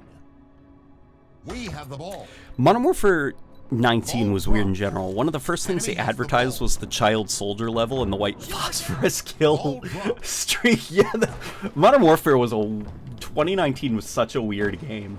It always felt like it was just about to say something interesting, and then it would go no further, and it would not elaborate on what it meant. Like,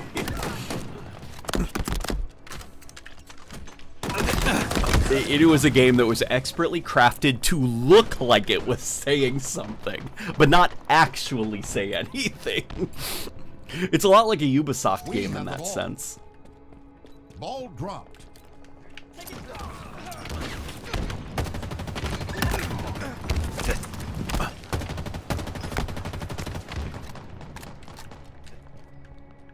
We have the ball. I get really annoyed when people say Zombies was super serious from World at War to Black Ops 2. Like, dude, Call of the Dead, there are 2 maps where you time travel during the Easter egg. You literally blow up Earth. Yeah, no, Black Ops 1 definitely is when they, like, man. There's a, like, one of the launch maps of Black Ops 1 has Richard Nixon having a panic attack, and he's like, someone's breaking in, oh my god, and then John F. Kennedy stands up and goes, zombies, and then opens up a hidden wall with guns. Like, Black Ops 1 was definitely a very silly game. And that's not to say, like, Black Ops 1 was always funny, because I think there were some maps, like Ascension, that were a little bit more kind of, like, unnerving, you know? I think Ascension was a kind of, like, eerie map. It kind of, you know, gave me the heebie-jeebies. But yeah, it was... World at War was the scarier one. And then Black Ops 1 was the funnier one. Black Ops 2 was a mess, I think is the best way to describe it, but it's a mess that I really loved. Oh, it's this map. It's the Monster Energy Goo map. It's not actually Monster Energy themed. Oh, this is the map where one of the designers who worked on it got really mad at, like, Halo YouTubers. There was, I don't know the context of it, but, he tweeted something out about it, and I retweeted it, because he was like, I'm sick of people saying that, like, we have no passion for Halo maps, because he worked at the company that forged this map. Yeah, 343, they've been outsourcing, these Forge maps to another studio, which is perfectly okay, by the way. Like, if you got the tools to do it and it costs less money, then by all means do it. But, you know, a lot of Halo people have been saying, this third-party studio that they've outsourced, they clearly don't understand Halo, they clearly don't care about Halo, and this developer actually broke his silence and said something along the lines of, like, I've been playing Halo since I was, like, 13, Halo 3 is one of my favorite games in the world, like, shut the fuck up, like, we're not soulless drones. Ascension was unnerving until the space monkeys walked in. Yeah, definitely. You know, I remember the trailer for the map pack, because Ascension didn't get its own standalone trailer. It was the multiplayer map pack trailer, and then for like a second, or like 10 seconds or whatever, they showed the new map Ascension. And the monkeys, I remember looking a lot bigger, and they looked pretty eerie, because they had like the glowing red eyes and the creepy music that was playing. And so I remember playing Ascension, and it was like the monkey round, and it was like, oh my god, this is gonna be scary, here comes the zombie monkeys. And there's just like this little guy who's like a foot tall comes like slowly running into the room, and then he makes a giant shockwave. It's like, okay, this is silly.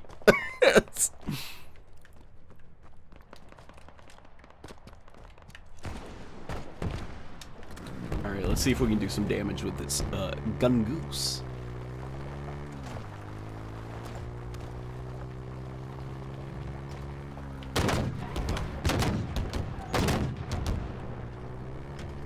Oof, oof, oof, oof, oof, oof.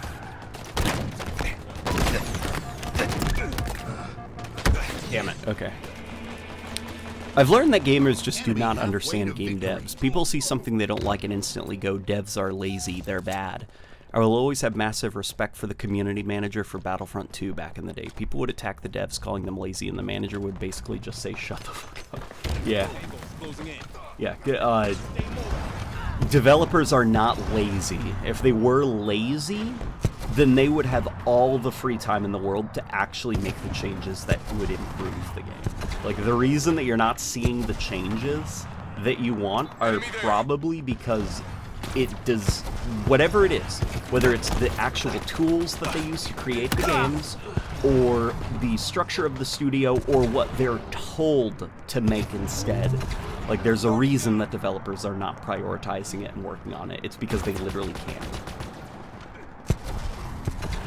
You know, and usually it's because in a massive studio of hundreds and hundreds of people, you can't just go off on your own rogue and make some content and throw it into the build that's going to be released next update. Like, everything all has to be built in a pre-planned way so that there's no unforeseen consequences because you hacked together something sloppy and broke the entire build, you know?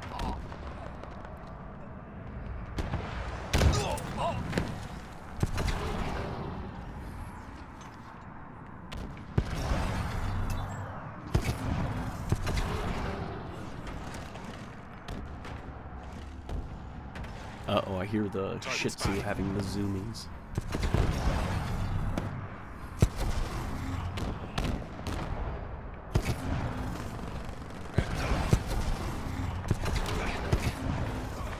I hear him, he's going, "Waff."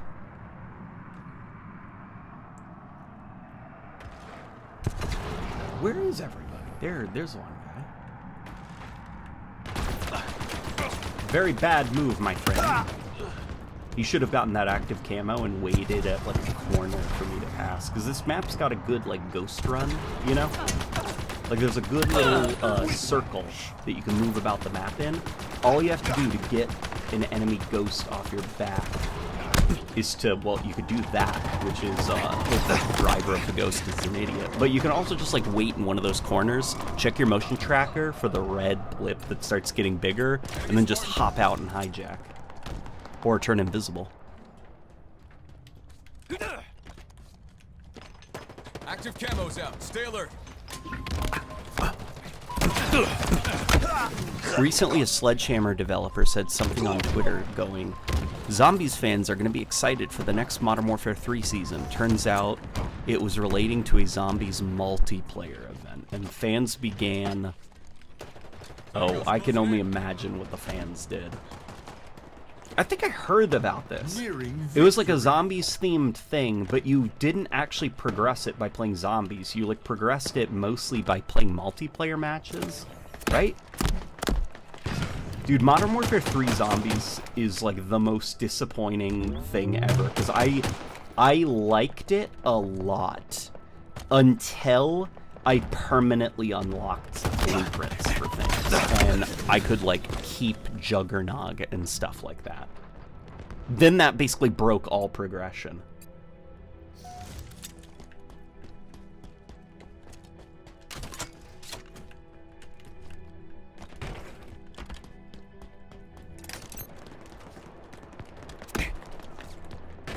Yeah, I don't know.